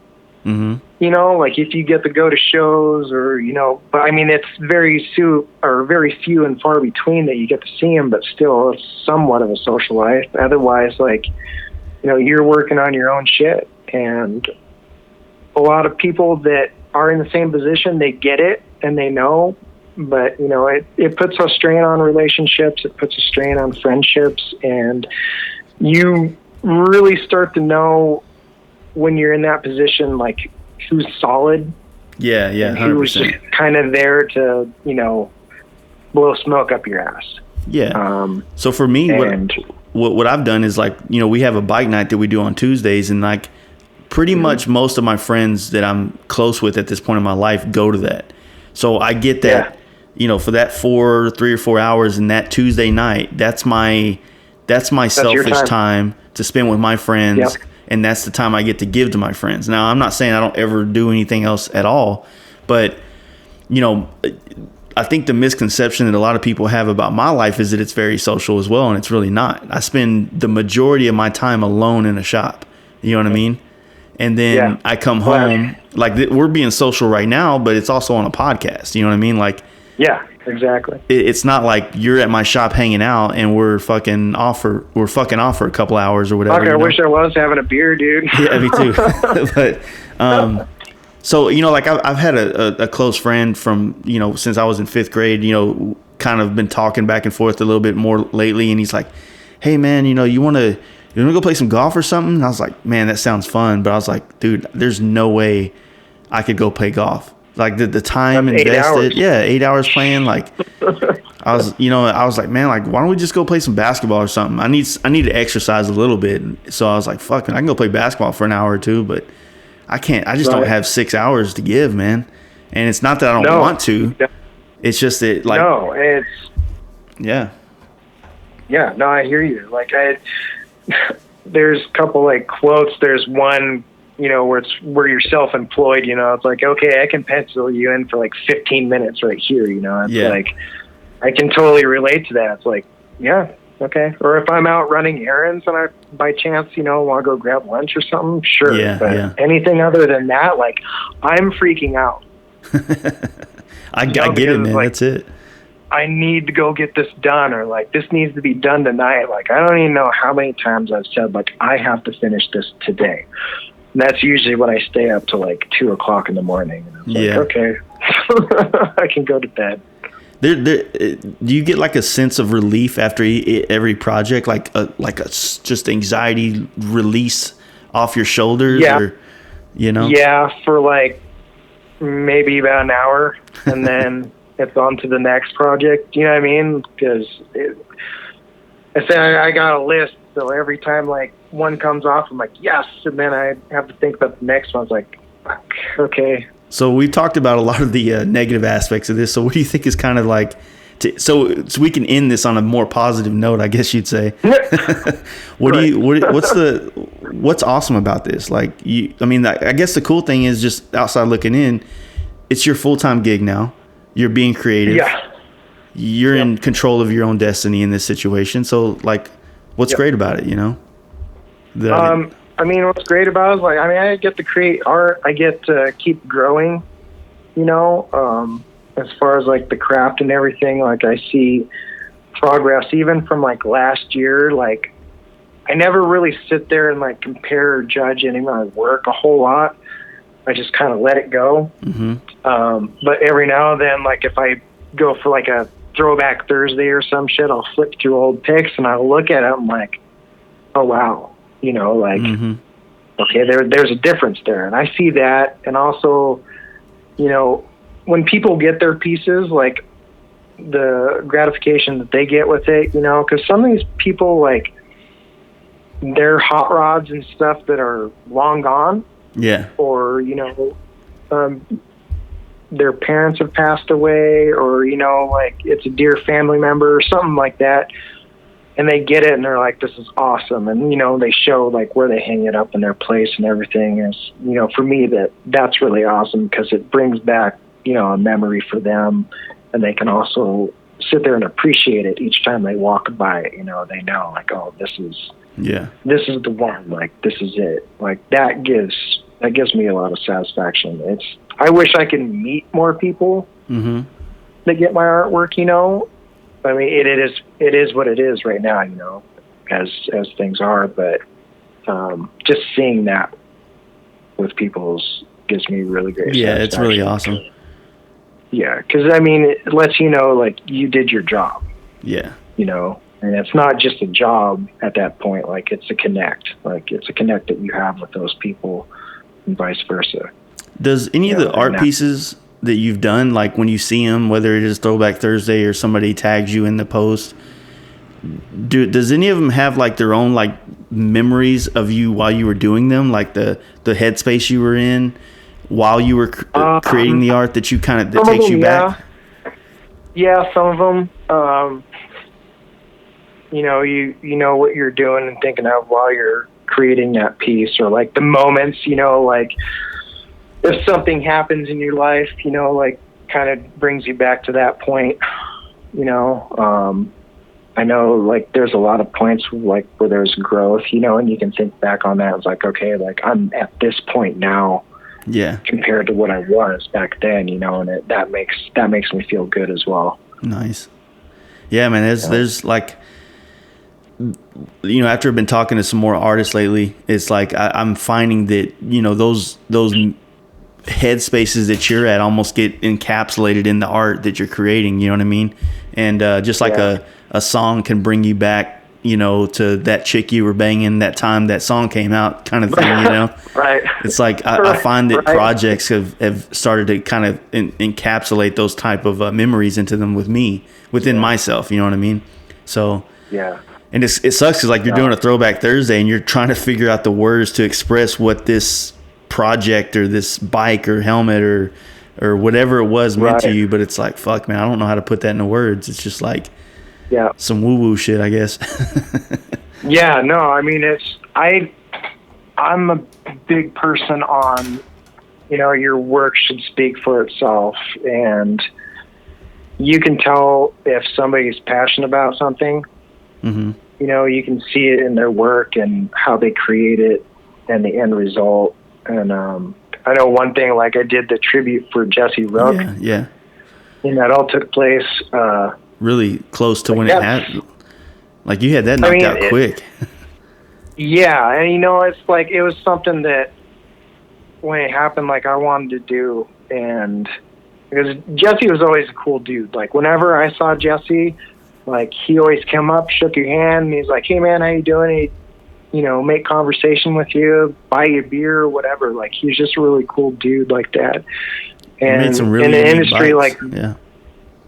He made some of the most unique bikes out there, man. Like you'll always remember for that. Before I even moved down, I mean, I watched him on Biker Build Off, you know, like the Schwinn bikes he was kind of building, you know, and that orange track border that I did. Actually, that was like my favorite bike. And I remember where I was when I first saw that bike in the magazine. Nice. So I think it was like a DuPont magazine. I was down in Roseburg, Oregon or some shit, and I saw that bike. Like, this bike is sick, you know, like it was awesome. And when I moved to Phoenix and I met him there, you know, I was like, holy shit, you know, like I didn't fangirl or anything, but I was still like, dude, like you build some cool shit. And then he was just, you know, a cool dude on top of it. So it's very rare in an industry like this where you can meet people like that are down to earth and friendly, you know, they're not all in their head and everything, you know what I mean?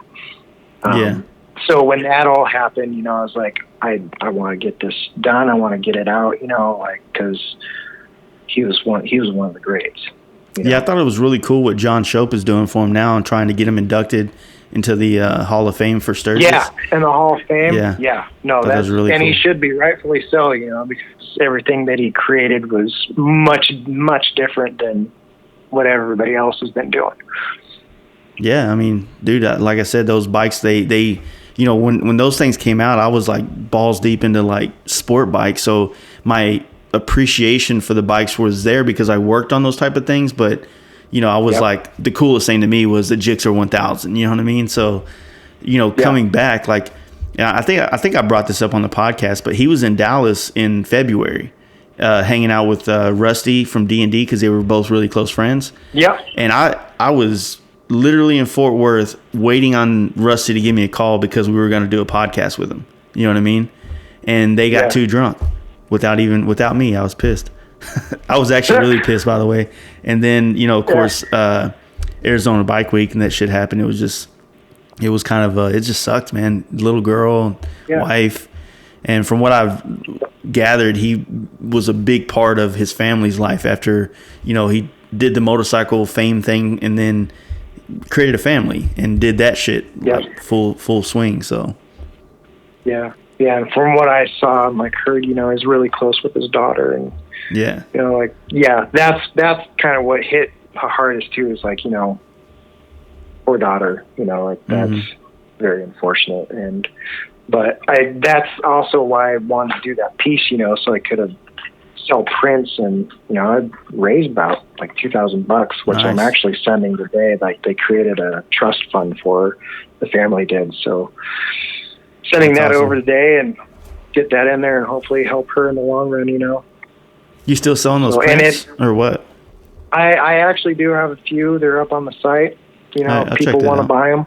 Oh yeah. Yeah. So, I mean, that's one thing about the motorcycle community that I did love, though. Like, people would pull together like that and really help people out.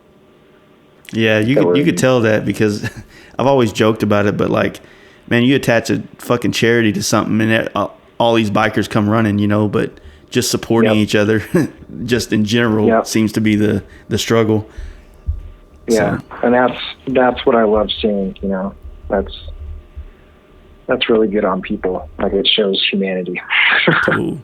Well, hey, man, I guess we'll start wrapping this up. So just tell everybody your Instagram, Facebook, website. I think everything's on your website, but, Yeah, pretty much. Go to the website, bitchininc.com. I have all my info up there. You can catch me on Instagram, too. It's bitchin_inc._designs. I know that's a mouthful, but I'm up on there, too. And then Facebook, just type in Bitchin Inc., and I'll be up there as well. Cool. So anybody that wants some shit done. And where are you probably going to be with at SEMA? Are you going to be stationary or are you going to be running around? No, I'll just be running around like I always do, putting on 14 miles a day, dude. Yeah. Nice. Bring your running shoes. Exactly. Well, shit, man, I appreciate it. Like I said, we'll wrap this up and call it. Yeah. I appreciate having me on, man. I'm honored. Thanks. I appreciate it. So, yeah. Oh, yeah, and keep cranking out good work, man, and keep doing what you're doing. I love hearing the podcast and having everybody on there. Yeah, I'm trying my best, man. I'm trying to, shed light on as many things that I think are cool as possible. And like traveling and doing this in person is the most ideal way. But, I just don't know when the fuck I'm going to be in Oregon. And I didn't know you were going to SEMA. So, Right. Hey, yeah, I mean, that's the beautiful thing about these industries, we travel around and get to see each other and meet each other, and just with everything with media, you get kind of cross promote everybody, and that's exactly working together. And that way it's really awesome. Like, I dig that. Yeah. And that's kind of the good thing about this stuff, man, is like, I like having painters on here. I like having creative people on here. I like having just dudes that ride bikes on here, man. So, finding, I want to have more painters on as well, but it's hard to get the painters I have locally, which some of them are really fucking amazing. They don't have anything positive to say about paint industry. You know what I mean? So like, they don't want to come on and just bitch the whole time, but yeah, no, so a lot of them don't want to come on. That, yeah, no, you got it. I don't think there's anything, any job in the world that you could do for 10, 20 years of your life, and at some point the things that bother you about it isn't a topic of conversation amongst the people that are in it. You know what I mean? Yeah. No, yeah, it is super hard. Like, yeah, I totally get it. Because whenever you get around each other, you know, it's like, oh, it's like, let's talk about what's cool, man. Yeah, exactly. That's why I was like, man, we can vibe all night on the fucking things that drive us crazy about being creative and dealing with customers, but Right. you know, like, let's not push our customers away yet. So Yeah, no, exactly. No, come back. I heard that podcast where like customers are the worst things about your life, but you have to have them to survive. It's kind of like your phone, I guess, right? Right. Yeah. No. You know, to be honest, like I've been really fortunate with customers. Yeah. I've had very few bad experiences, and for the most part, like everybody's been really patient. And Yeah. that's one thing I try and express on the media is, you know, like thank you. Like I really do appreciate it, even though I don't say it as much as I should. Yeah, that's the same thing for me too, man. Most of the, like every customer that we've had over the last year and a half has been perfect, like exactly what we want. And a lot of that has to do with the fact that we've been able to like screen the people that we're going to work with and kind of see the kind of personalities and the projects they have and the parameters in which they need it done by, and whether or not we can fit it. So that's progress and being transparent right there. You know what I mean? Yeah. That's what you want. And that's what we all try to work for. All right. Well, okay, man, for real this time. We'll stop. All right. All right. Thank you, man. I appreciate it. Thank you. I really hope you guys enjoyed listening to Butch from Bitchin Inc. Also hope you guys like checking out our sponsors like Simpson Motorcycle Helmets. You can give them a follow at Simpson Motorcycle Helmets on Instagram and SimpsonMotorcycleHelmets.com. Also Dream Rides John, and TeamDreamRides.com. Use offer code FASTLIFE at checkout for 10% off. Kevin at Big Bear Choppers on Instagram and BigBearPerformance.com. And like I always say, you can give them a call at 909-478-7788. Also, Lexan Moto on Instagram and LexanMotorcycle.com and use FastLife at checkout for 15% off. Lindahl Brakes on Instagram and LindahlBrakes.com. FastLife checkout 10% off. And my dude, PaintHufferMetalFlake.com. Nope. Sorry, fuck that one up. My bad. At Paint Huffer Metal Flake on Instagram and PaintHuffer.com. Use FastLife for 10% off at checkout. Thank you guys, and like I said, please continue to check out our Patreon. We just posted a couple of things that are going to be taking place over the next couple of months, and some big announcements, I guess, would be big for next year. So lots of perks coming for our Patreon supporters. And not to mention the added bonus of what we're going to be able to do with this podcast with your donations. So thank you guys for checking it out. And don't forget to share this on Instagram and Facebook if you dig it. And you guys have a fucking bitchin' ass week.